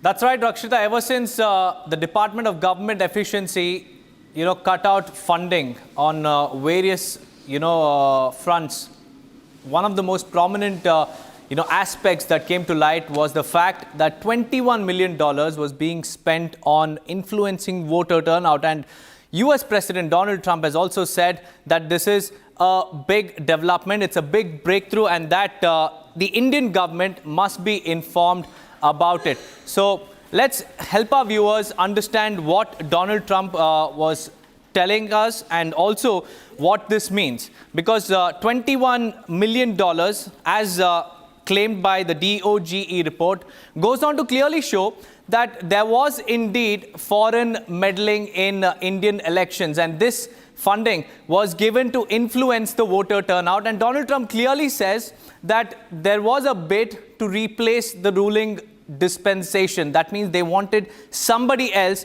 to come to power. That's what Donald Trump said. Now, let me take you through the quotes of what Donald Trump has said. Donald Trump has said that, why do we need to spend $21 million on voter turnout in India? And furthermore, he goes on to say that this is indeed a big breakthrough. They were trying to get somebody else elected. This is the statement that Donald Trump has said, and he has said that we have got to tell the Indian government. This is US President Donald Trump just earlier today said that this is a total breakthrough and the Indian government must be informed about it. And he has also questioned why should US fund $21 million to influence voter turnout. Now, let's tell you more about this particular story. Unmasking deep state agents. So basically, funds to influence India's voter turnout have now been exposed. The report also clearly mentioned that $21 million were funneled into India, and Trump has gotten on this $21 million US aid controversy. It gets bigger and bigger by the day because everybody is questioning, did money go to the anti-Modi lobby? Because now the lens is on journalists as well as NGOs. Names of beneficiaries will be released soon. That's what all of this implies. It has been confirmed that money was indeed funneled, but names of journalists, NGOs are not yet known, and they will be released very, very soon. That's what Donald Trump has been hinting at. And this is what he has said, that it's a big breakthrough and the Indian government must be informed about it. Thanks so much, Deepak, for joining us. And with that explanation of that story, viewers, in fact, Donald Trump has time and again now flagged ever since he has taken oath for the second time as the President of the United States. Viewers, India has spent more money in their own elections than even US have in the presidential elections. And the voter turnout has also been greater. So where was this money going? Why was this money being sent to India? That is the big question. Take a listen once again to what Donald Trump exactly said. And $21 million for voter turnout in India. What do we need to spend $21 million for voter turnout in India? Wow, $21 million. I guess they were trying to get somebody else elected. Well, we ought to tell the Indian government, because when we hear that Russia spent about $2 in our country, it was a big deal, right? They took some internet ads for $2,000. This is a total breakthrough. $21 million for India elections. Right, viewers, we have Mr. Alok Bansal, geopolitical expert, joining us on the broadcast. Mr. Bansal, well, US government has now confirmed that there was meddling in India, and the highlight of this is that why does India need $21 million? And that fact remains that India has spent billions and billions of dollars, if you talk about the currency. India has spent more money, and India has had a slightly greater turnout for its own elections in 2024. Well, where was this money going? Who was receiving it is the big question. And that Trump says that it seems that someone else, they were trying to get someone else elected. See, there is no doubt that Government of India Election Commission has been incentivizing or trying to educate the voters to come and cast votes. So there is no need absolutely for a foreign agency to get involved in for persuading Indian voters to go and vote. They could have done as well in the United States. The fact of the matter is, what was their purpose is very clearly articulated by what President Trump has said. They probably wanted a regime change. And this is quite evident if you see the breakdown of the money that's been given by USAID. You'll find that after Ukraine, the highest amount of money was given to Bangladesh. And what was the result? We saw a regime change. So wherever this money was being given to bring about a change. And this was not being routed through State Department or anything. USAID was acting, I don't know at whose behest. And this is very important because what President Trump said, that after 2016 elections, there were allegations that Russians had funded elections in US to help Trump come to power, and which was a much smaller amount, for which a huge hue and cry was made in US media. So he was trying to say that here there is a very clear-cut evidence that they have given so much of money for Indian elections. And why should US be interested in incentivizing Indian voters to come and vote? So obviously it was intended for a change of regime. And that's what has been highlighted. And there is no doubt whatsoever what was the aim, because we have seen what happened in Bangladesh. You have very clear-cut inference to draw. Absolutely. In fact, the way Donald Trump called it as, it is a total breakthrough. But what we expect now from Donald Trump is that he must expose if he's making such claims and he's making this big statement. He is, of course, confirming, and it is something that we've seen time and again, that there have been signs of foreign interference, but this time it is very serious. He cannot just make such comments loosely. There must be a lot of evidence behind it. There must be a lot of truth behind it, and that's why he has said that standing on at the podium. So how do you expect that, how quick we expect that Donald Trump should be telling the government about this? See, let there be one thing clear. He has not made an emphatic statement. He has made a statement which is should be or could be. So please understand, he obviously does not have a clear-cut evidence, but what is there is actually very clearly evident that why should a US government agency be giving $21 million to voters in India to come and vote? Obviously, India has a fairly good voter record. So obviously, this money is intended for something. Now, I don't know what is the accounting system of USAID, how this money has been disbursed, whether they have records. Generally, the US government or US agencies maintain a fairly good record. So investigation is on. I feel we should be able to get to the bottom of this. But that is as good a speculation as anyone else's. But inferences are very clear.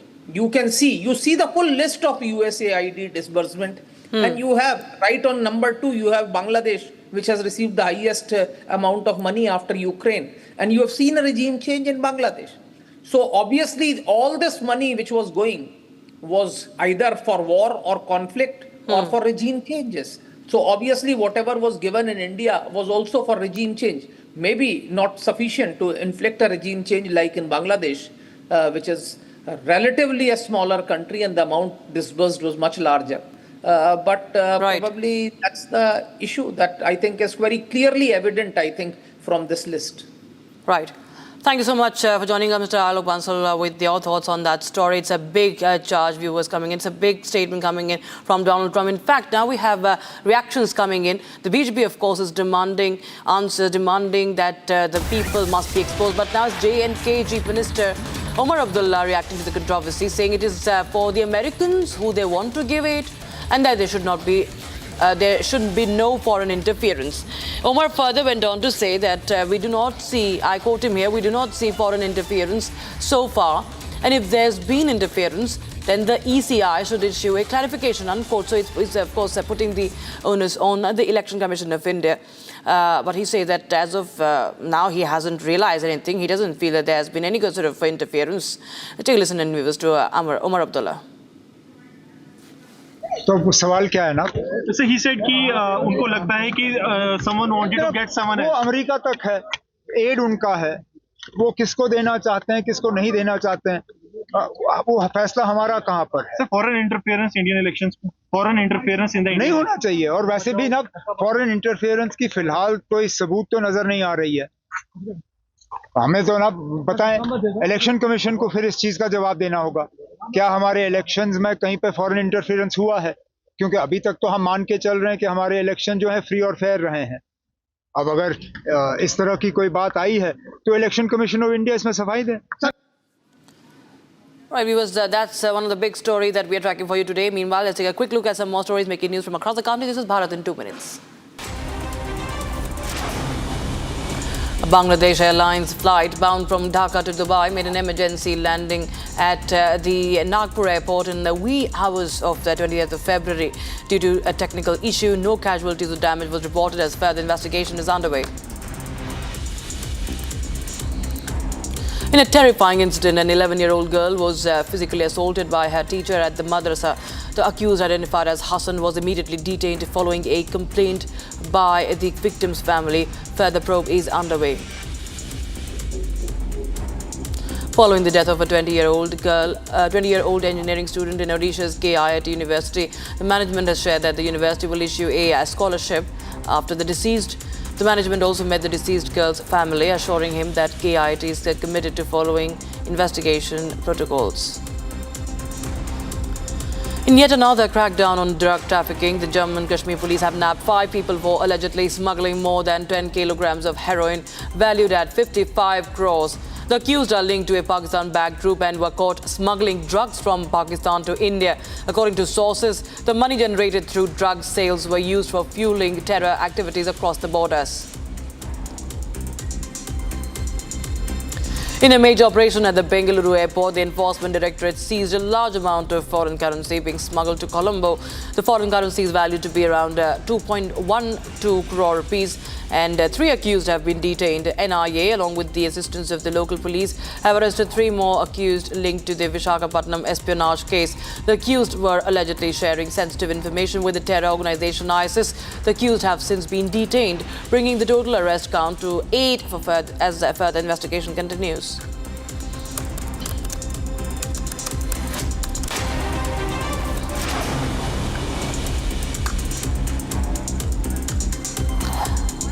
All right, viewers, time for a short break. While we get you the latest on the U.S. meddling that has been now exposed, Trump makes a big statement, says need to tell the Indian government about it. Stay tuned.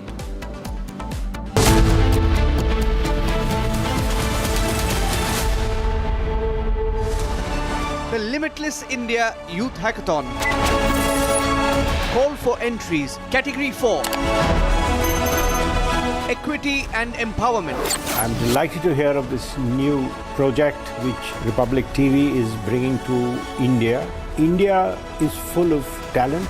Indian youth is perhaps the most promising asset of the world, not just of India. They need their moment in the sun. They need to be recognized, they need to be identified, and yes, they need to be praised. And I'm sure that this event organized by Republic will do all 3 for the younger generation.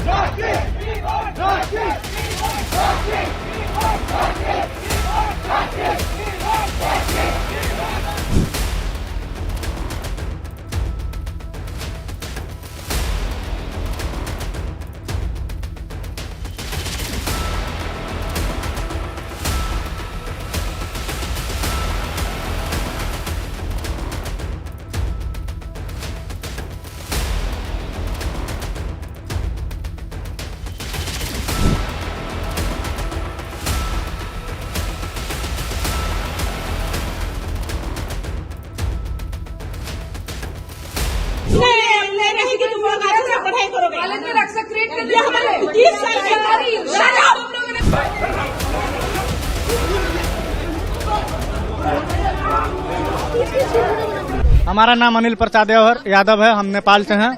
हम लोग KP8B hostel boys hostel में रहते हैं। हम लोग आज धक्के मार के निकाले हुए हैं। आज बोल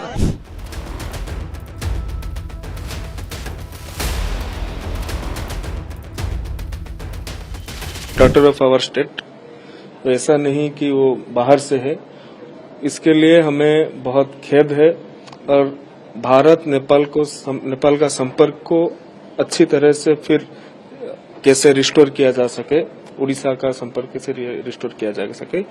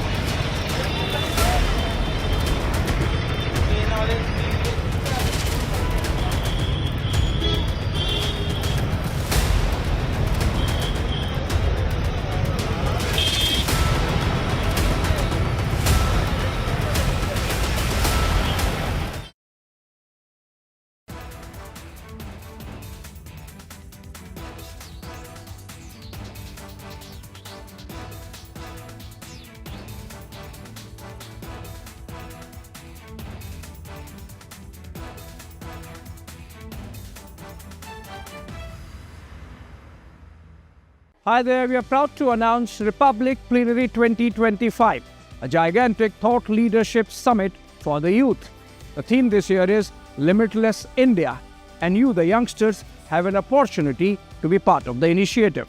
All you have to do is scan the barcode on your screen and send in your ideas on Limitless India. We will showcase the best pitch decks to the Honorable Prime Minister of India, Shri Narendra Modi, who is going to be the chief guest on March 6th at the Bharat Mandap. Scan the code on your screen or visit summit.republicworld.com and send in your pitch deck videos of under 5 minutes.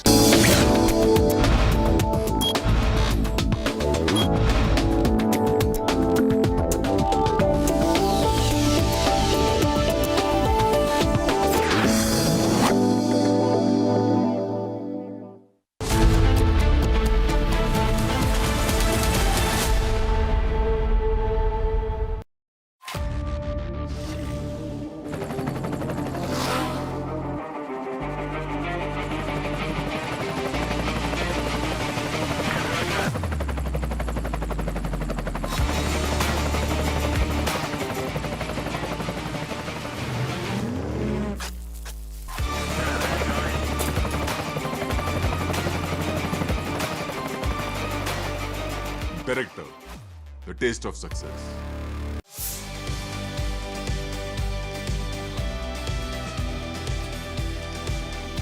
Hello, I'm Harish Salve. I'm delighted to hear of this new project Republic TV is bringing to India. One of the headings, I believe, is about equity and empowerment. India is full of talent. They need their moment in the sun. They need to be recognized, they need to be identified, and yes, they need to be praised. This event organized by Republic will do all three for the younger generation. All I would say in advance is hurrah.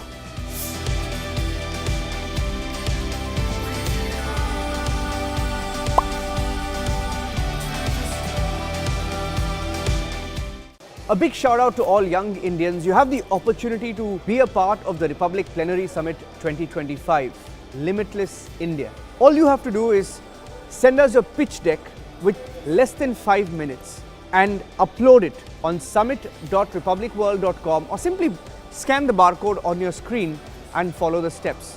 This year, there are 9 categories you can choose from, ranging from digital economy to artificial intelligence, and the best ideas will be chosen and showcased in front of the Honorable Prime Minister of India, Shri Narendra Modi, who has agreed to be the chief guest at the Republic Plenary Summit 2025, Limitless India. So go ahead and send us that pitch deck.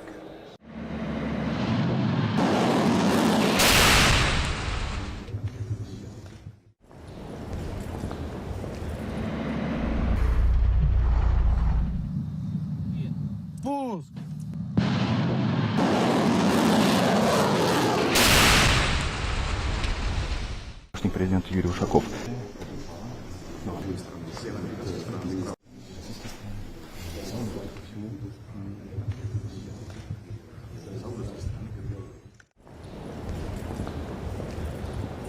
And I've been saying that we're going to do split here between the two parties as the former president is seizing now.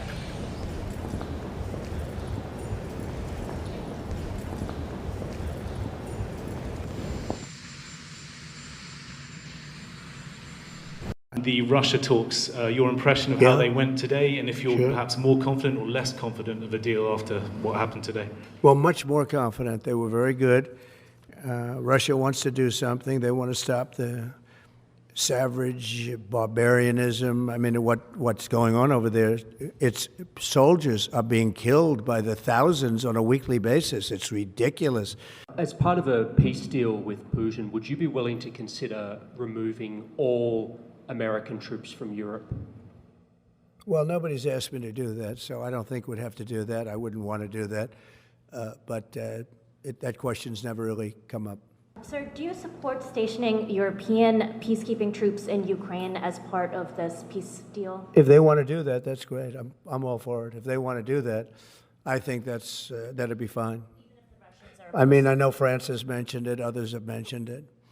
UK has mentioned it, but if we have a peace deal, I think having troops over there from the standpoint of Europe, we won't have to put any over there because, we're very far away. But having troops over there would be fine. I would not object to it at all. And I'm very disappointed. I hear that, they're upset about not having a seat. Well, they've had a seat for 3 years and a long time before that. This could have been settled very easily. Just a half-baked negotiator could have settled this years ago without the loss of much land, very little land, without the loss of any lives, and without the loss of cities that are just laying on their side. President, before the end of the month, split here between these two parties as the former president sees now.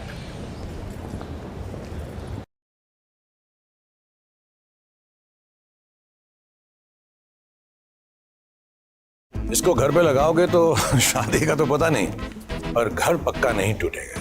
Rungta नहीं तो घर strong नहीं। Rungta steel TMT बार एकदम solid. पहाड़ों में एक hiking stick भी बन सकती है।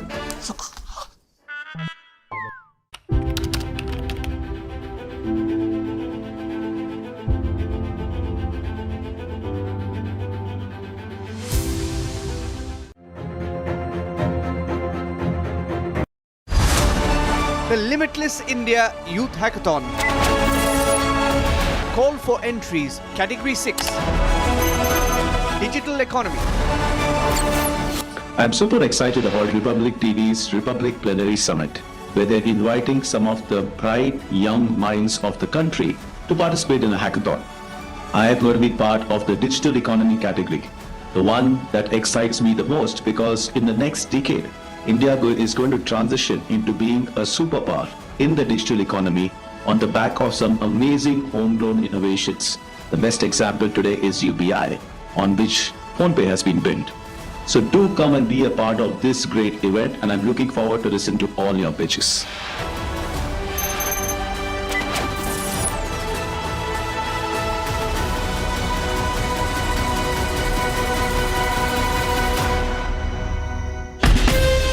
From Asia's largest news headquarters, setting the agenda for Bharat.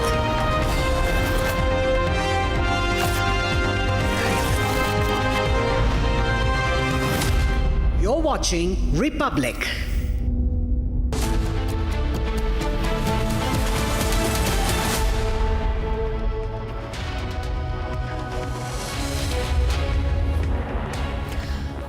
Hello and welcome. You're watching Live and Breaking at 2 p.m. I am Tanisha Avasthi. Our top focus remains on what Donald Trump has said. He has essentially called out the election sabotage in India. This comes after the Doge report, which was led by Elon Musk, which claimed that $21 million grant was given to alter the voter turnout in India. Trump has reacted to that in a very, very strong statement that he's given out. There are political reactions here in India as well, with the BJP asking the Congress to now come clean on that topic. We'll get you all that and much more on this edition. But first, the headlines.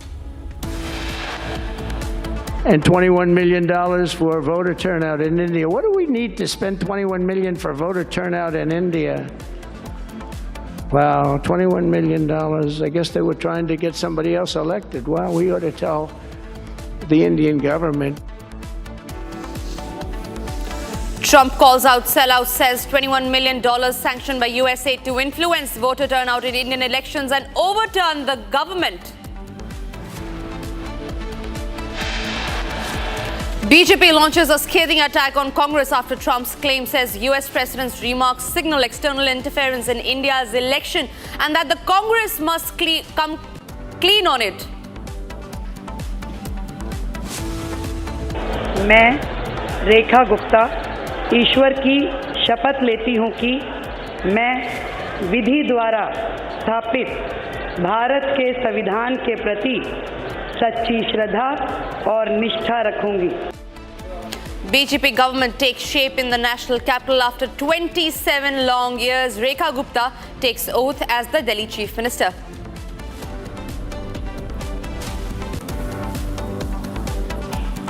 Prime Minister Narendra Modi, Home Minister Amit Shah to attend key NDA alliance meeting today in the national capital. Prime Minister is also expected to address the allies.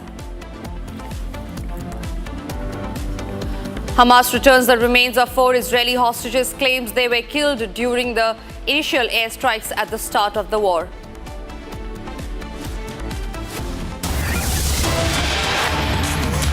And we shift our focus to breaking news coming in, where we learn that the NDA will be holding a key meeting today in the national capital. These are the live visuals that we are getting from the national capital, the National Democratic Alliance there in full strength, led by Prime Minister Shri Narendra Modi. On his right-hand side, you can see BJP Chief JP Nadda, along with Rajnath Singh, Chandrababu Naidu also there on stage. This is a massive show of strength by the NDA in the national capital. This comes just minutes after Delhi Chief Minister Rekha Gupta was sworn in today. The BJP has made a strong comeback in Delhi after 27 long years. Rekha Gupta there standing behind Prime Minister Narendra Modi. Harsha, my colleague, is joining me live from the national capital. Yes, Harsha, please take us through the developments in the national capital.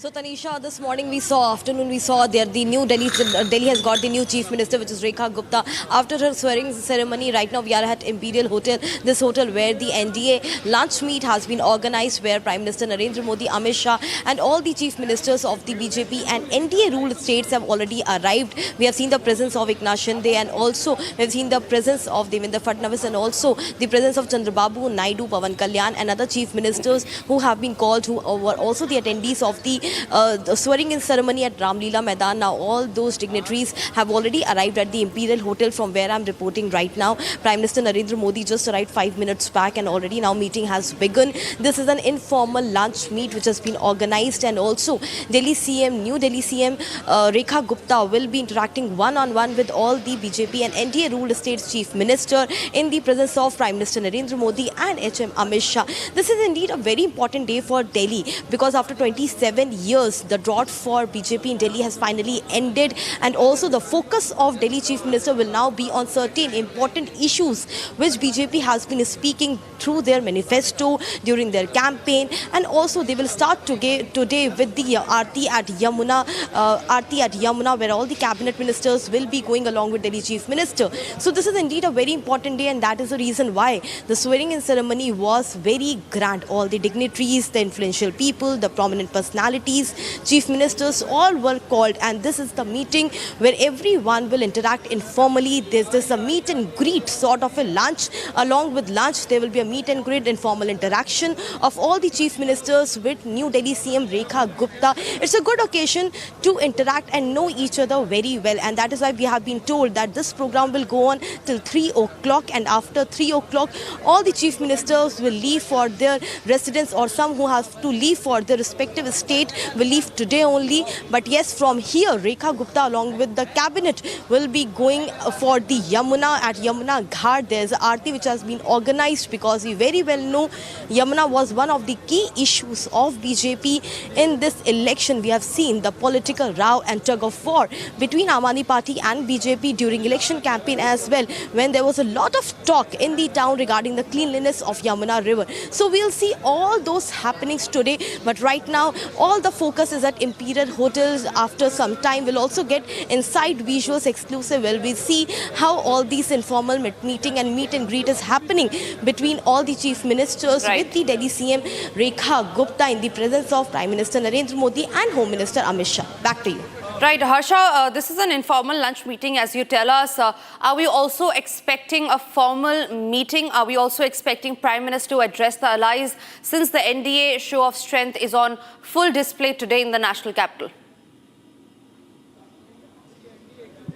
So Tanisha, it's an informal meeting, and everyone is expecting address from Prime Minister Narendra Modi, a word of few, because as we saw at Ramleela Maidan, Prime Minister Narendra Modi didn't make any address. He didn't speak at all at Ramleela Maidan. But this is a place where Prime Minister can give his mantra, and Prime Minister has a long, elongated political career. We have seen him as Chief Minister of Gujarat and now ruling at the centre, being a Prime Minister.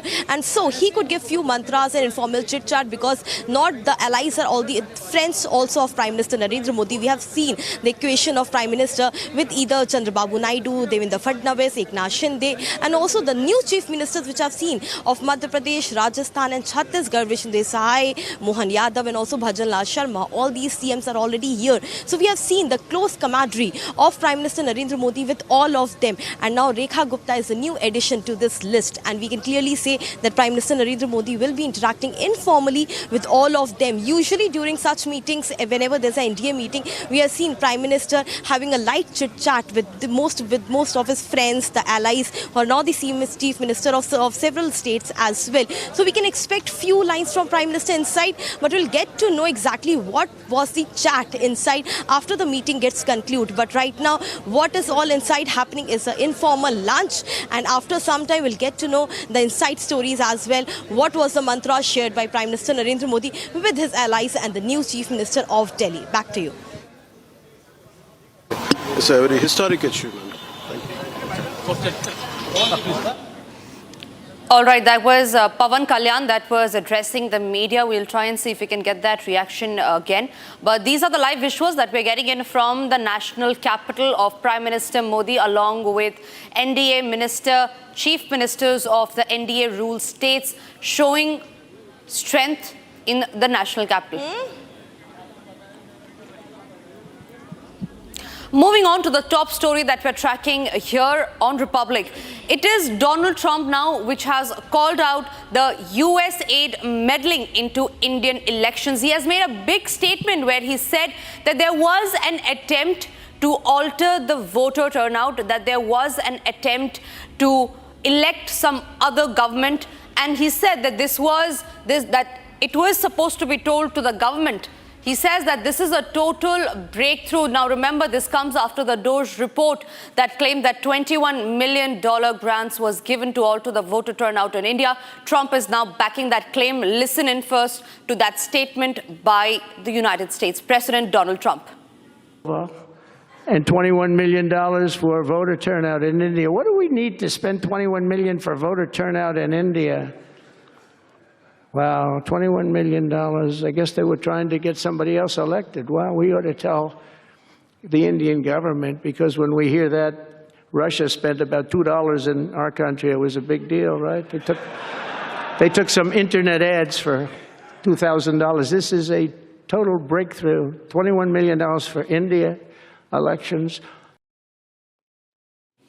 All right, I'm being joined by Tara Kartha and Madhav Nanapat on the show. Thank you very much for speaking to Republic. Madhav Nanapat, first to you. It's a grave meddling that has come out in the open. First, it was the DOJ report. Now, Donald Trump has backed the claim as well. What do you think are the repercussions if this act, if true, has been proven? Well, look, it's absolutely no secret that there has been US meddling in several countries, including India, and that meddling was intended for regime change because they wanted to replace the elected leaders with other people, either through the electoral process, which is obviously what they were trying in India, which is a very complex country, or without the electoral process, which they have done in Bangladesh next door. And you've seen Sheikh Hasina removed.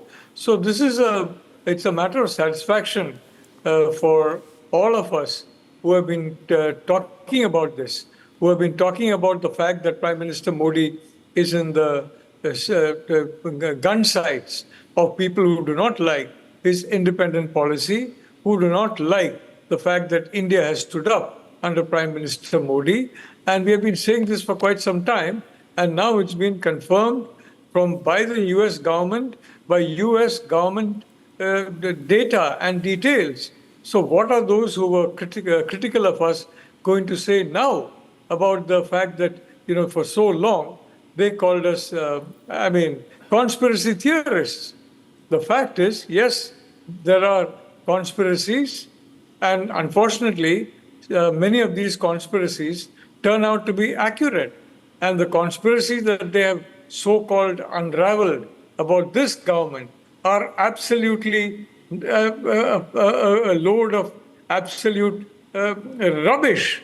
They have said that there is mass killing of minorities. Where is that? Anywhere in the country? It is, stray incidents take place. People from different communities, unfortunately, pay with their lives. Sometimes to people from other communities, very rarely for interfaith reasons, usually for other reasons, that is financial or personal. But the fact is, so many lies have been spread about India. So many lies have been spread about Indian democracy. So many lies have been spread about Prime Minister Modi. It is astonishing, frankly.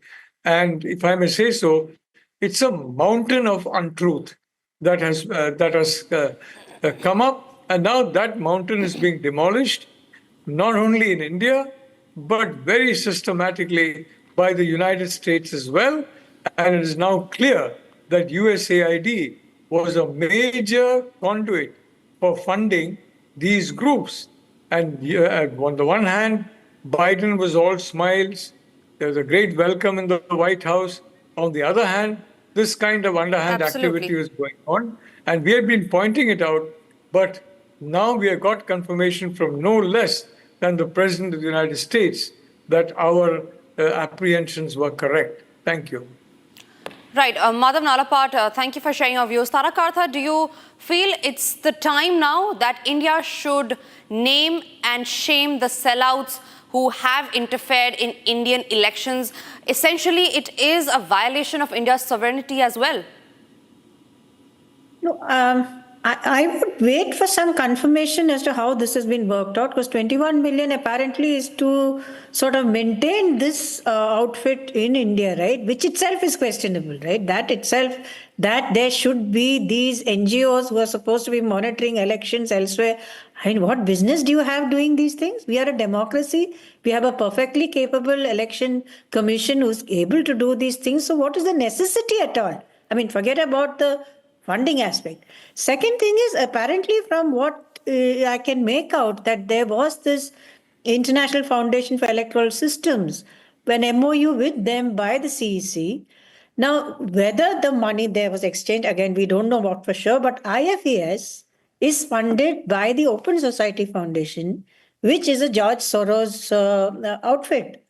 So there are these, like Professor Nalapat accurately said, there are these multiple avenues of funding various NGOs for various reasons, which we have to look into very carefully for in future times. This cannot be allowed in a functioning democracy. I mean, in the end, it's so strange. Our election turnout was far higher than that of the US. So what are you talking about for election turnout? We are quite capable of handling it ourselves. Absolutely, ma'am.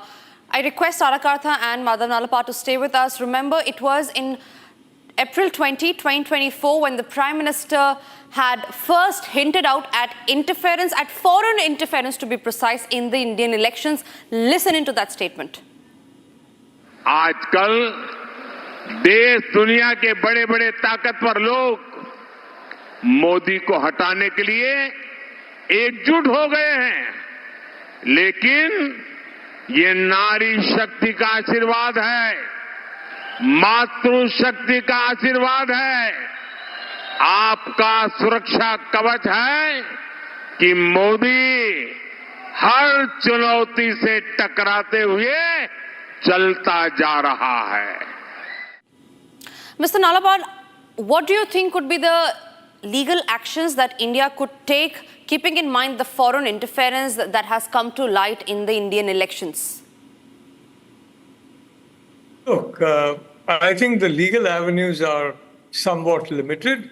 But the fact is that if names are furnished of those who benefited from this funding, which is obviously quote-unquote foreign funding, and that too not from private individuals, but directly from the U.S. state run by the Biden administration at that point in time.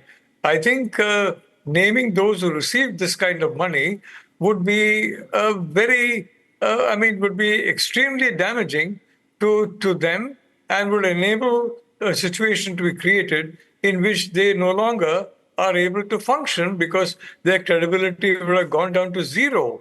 So I'd like to say that this can only be the tip of the iceberg. And may I remind you, India is not the only democracy where this has happened, the only large democracy. In the United States, a systematic effort was on to basically brand Donald Trump a Russian agent.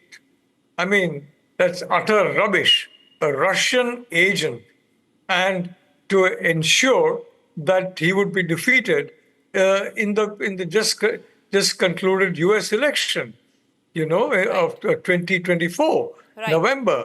So the fact is, massive meddling took place there, massive funding took place there, and people like George Soros, frankly, they are helping China because they are damaging those countries or seeking to damage those countries, India especially, under Prime Minister Modi, that can stand up to China and help secure the Indo-Pacific along with the United States and other partners. Right. So why George Soros is acting in a way which is of substantial benefit to China is something for George Soros and his foundation to answer.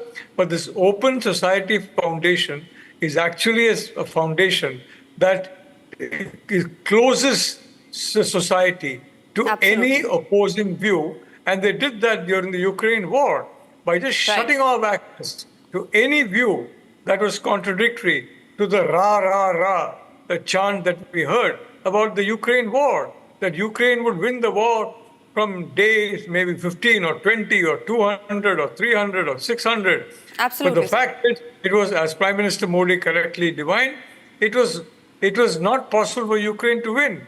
And Prime Minister Modi sought peace as early as April 2022, when Ukraine had hardly suffered much damage. And the United States, Britain, European countries blocked Zelensky from accepting that. And look what's happened to the country. And do you think any of these countries are going to lift a finger to help a devastated Ukraine? No country. Thank you. Right. Madan Alapar and Tarakarta, thank you very much for speaking to Republic on that. The question still remains on who were the beneficiaries of these US aid. The question remains on who actually wanted to change the voter turnout, who benefited. That remains the major question, also debating tonight at 9 p.m. Hashtag name the sellouts. It's time for us to slip into a short break, but we'll stay updated on that top focus where Trump has now exposed the US deep state. All that and much more after the break.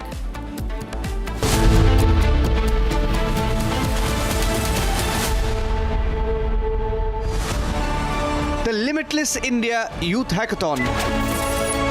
Call for entries. Category 2. Reclaiming history, culture and tradition. Janani Janma Bhumischa Swargadapi Gariyasi.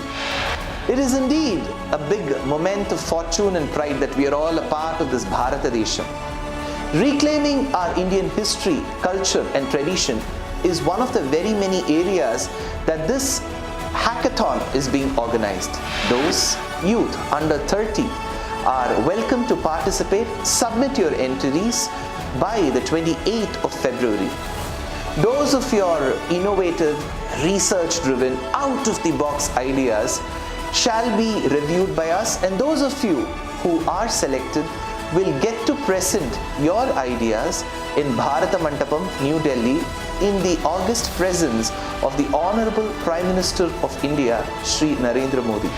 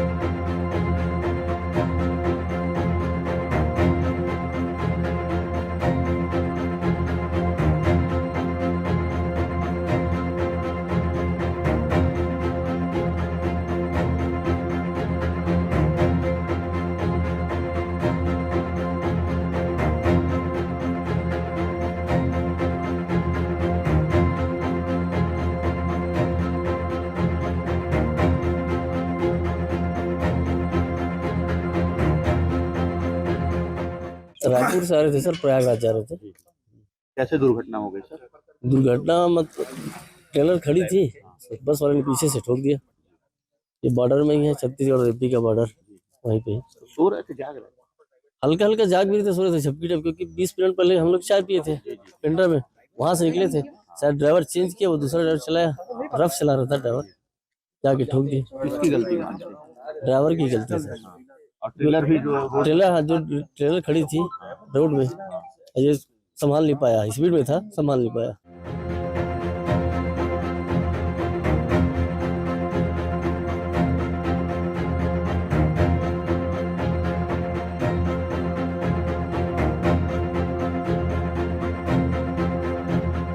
एक breakdown trailer जिसमें कोयला load है, border Anuppur और छत्तीसगढ़ के पास खड़ी थी रात्रि में, जिससे रायपुर से रवाना हुआ बस टकरा गया है, जिसमें कई यात्री घायल हुए हैं। एक व्यक्ति का मौत हुआ है। अभी यातायात सामान्य है। घायलों को उच्च चिकित्सा के लिए अनूपपुर जिला चिकित्सालय रेफर किया गया है। सर ये बस कहाँ से कहाँ जा रही थी? ये बस रायपुर से प्रयागराज जा रही थी।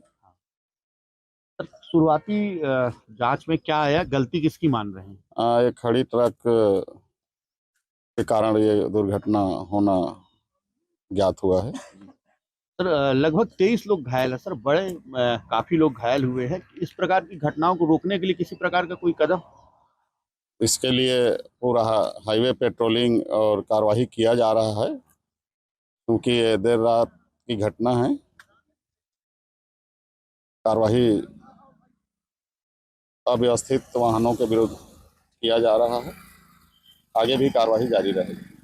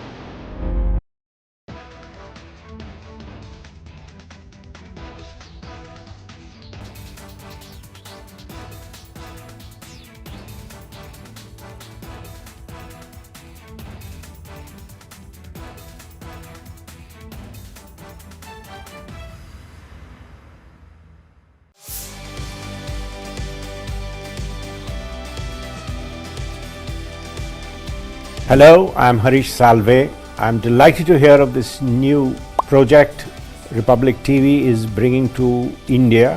One of the headings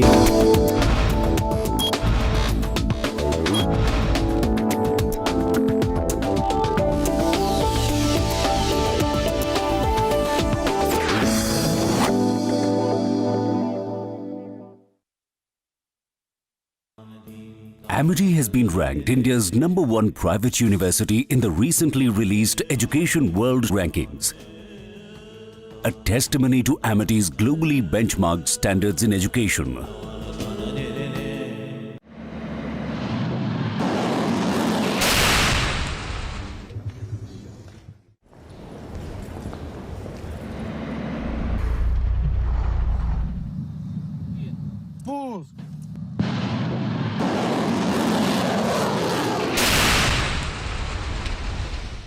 Президент Юрий Ушаков.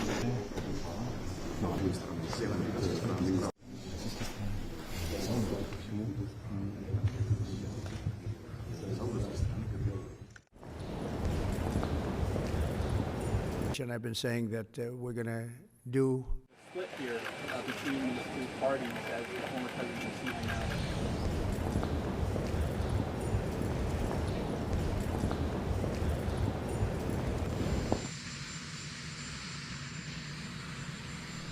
The Russia talks, your impression of how they went today, and if you're perhaps more confident or less confident of a deal after what happened today? Well, much more confident. They were very good. Russia wants to do something. They want to stop the savage barbarianism. I mean, what's going on over there? It's soldiers are being killed by the thousands on a weekly basis. It's ridiculous. As part of a peace deal with Putin, would you be willing to consider removing all American troops from Europe? Well, nobody's asked me to do that, so I don't think we'd have to do that. I wouldn't want to do that. But that question's never really come up. Sir, do you support stationing European peacekeeping troops in Ukraine as part of this peace deal? If they want to do that, that's great. I'm all for it. If they want to do that, I think that'd be fine. I mean, I know France has mentioned it. Others have mentioned it. UK has mentioned it. But if we have a peace deal, I think having troops over there from the standpoint of Europe, we won't have to put any over there because, we're very far away. But having troops over there would be fine. I would not object to it at all.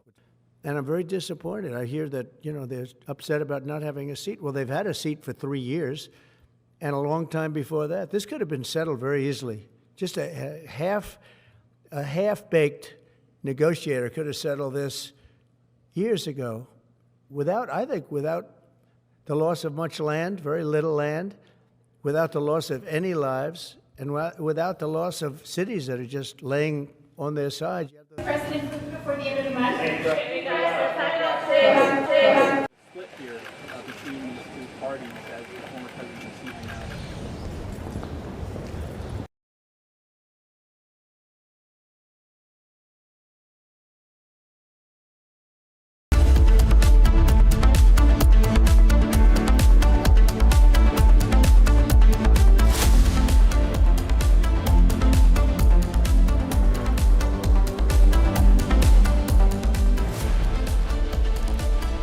Good evening, ladies and gentlemen. Tonight I come to you with a major network announcement. And this is something that we have been all planning and working on at the Republic Media Network for a while now, on how we can use your beloved network and an influential platform like Republic to build a limitless India. As of now, 900 million of you worldwide are believers in the Republic Media Network.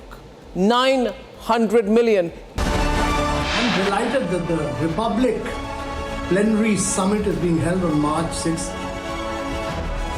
I've been a participant in the summit in earlier years. It's a remarkable event. I wish it all the best and all success.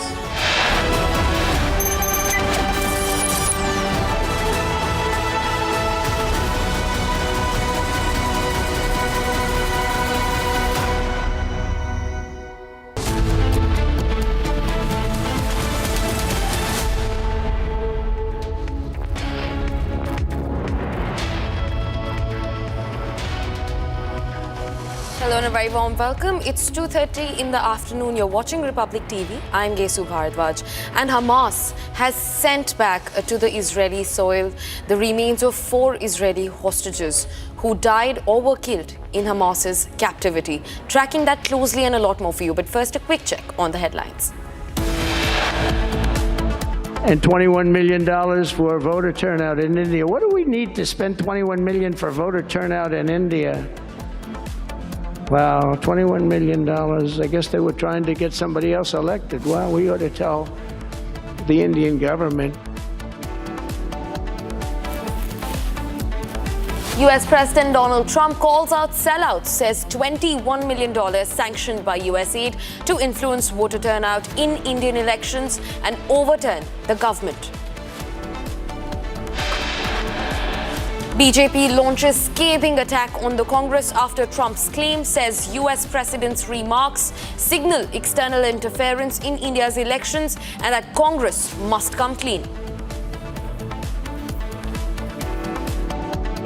मैं रेखा गुप्ता ईश्वर की शपथ लेती हूँ कि मैं विधि द्वारा स्थापित भारत के संविधान के प्रति सच्ची श्रद्धा और निष्ठा रखूंगी।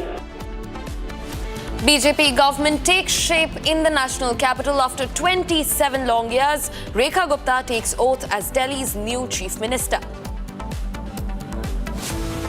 Prime Minister Modi, Home Minister Amit Shah to attend NDA alliance meeting today in the national capital. Prime Minister to address allies. Hamas returns the remains of 4 Israeli hostages, claims they were killed during the initial airstrikes at the start of the war.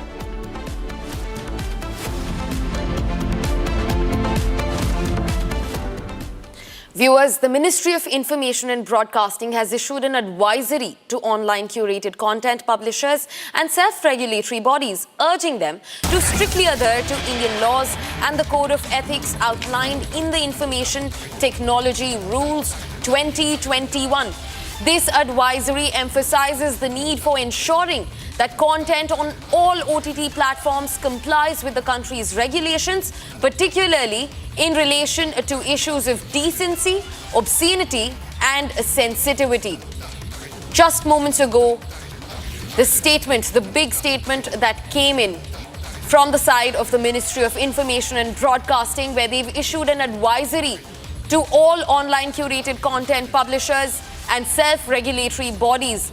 The ministry has urged them to strictly adhere to Indian laws and the Code of Ethics outlined in the Information Technology Rules 2021. This comes at the heels of the crackdown on Ranveer Alabadia and people alike who made obscene remarks on YouTube. Being joined by my colleague Rakshita to get us more updates on the recent advisory by the Ministry of Information and Broadcasting. Rakshita, tell us more about this. Absolutely. Of course, this, remember, this is coming in on the heels of the controversy surrounding the India's Got Latent and the show hosted by Samay Raina. Remember, he also, after the controversy, deleted all the videos, as the Maharashtra Cyber Cell was, of course, investigating all of them and investigated all the episodes as well. And there has been a huge row over why such content is available so easily. Now, the Ministry of Information and Broadcasting has stepped in and issued this advisory for OTT platforms, urging stricter age-based restrictions, classification, in fact, age-based classification of the content and compliance with the IT Act. The operative part, if I talk about, is how they want that, of course, the members of parliament have also discussed this about the vulgar content. And now, in this regard, the part 3 of the IT rules 2021, that OTT platforms should not transmit any content which is prohibited by law, undertake age-based classification of content based on general guidelines provided in the schedule to the rules, implementation of access control mechanism for A-rated content, to restrict access to such content by a child and also exercise due caution and discretion. And also further, the rules provide that self-regulatory bodies of the OTT must also oversee and ensure the alignment and adherence to these laws and the rules, the Code of Ethics, very importantly. Attention also invited to the provisions of Indecent Representation of Women Act. This is obscenity, explicit content, and also the POCSO Act and IT Act. It's a punishable offence, publication of obscene and pornographic content. Also, that there should be approval of a competent authority and publishing content for the platforms, including stricter adherence of the age-based classification, as I said earlier. So this is, of course, now the Ministry of Information and Broadcasting stepping in, because there has been a huge debate over how such content has become so rampant, how it is easily available. And, of course, it creates a huge impact on the society. Just days before, we saw the Supreme Court also, as it slammed, as it blasted Ranveer Alabadia for his indecent remarks and how it affects the society as well. It also called on, it also urged the central government to bring in stricter laws, and they have, henceforth we see that the ministry has also stepped in and called for stricter adherence of the rules. Right, Rakshita. Thanks for joining us on the broadcast with that information. For now, viewers, it's time to move on and look at other news that we're tracking.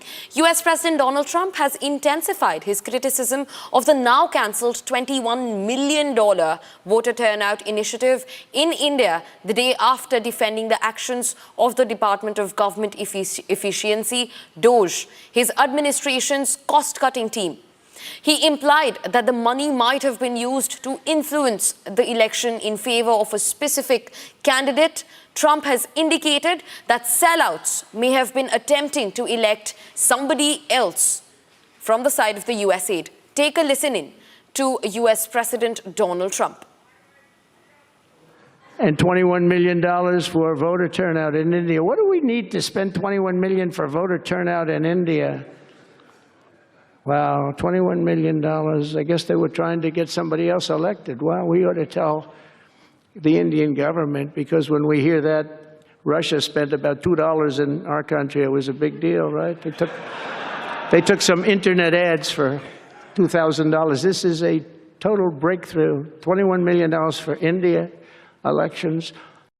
Joining me on the broadcast is Prasoon Sharma, who is a geopolitical expert. Thank you for speaking to Republic, sir. Now that Donald Trump has also intensified his crackdown by saying that $21 million were indeed pumped into India to change the voter turnout, tell us more about this, sir. So this is a very, very serious matter and, statement by President of US.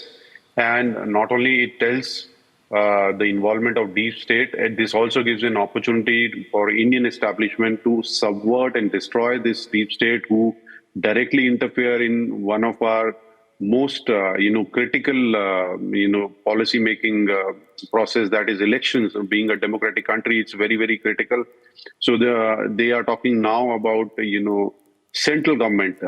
There can be such kind of things in state governments as well, which we should deep dive in and try to get more information. So not only this is important for our internal matters, but also external matters, specifically for our neighbors, what we see in Bangladesh, what we see in Nepal, Sri Lanka. So it's really a very, very serious matter for Indian establishment, and we should, ask or seek more information, and stringent, comprehensive action should be taken based on these information.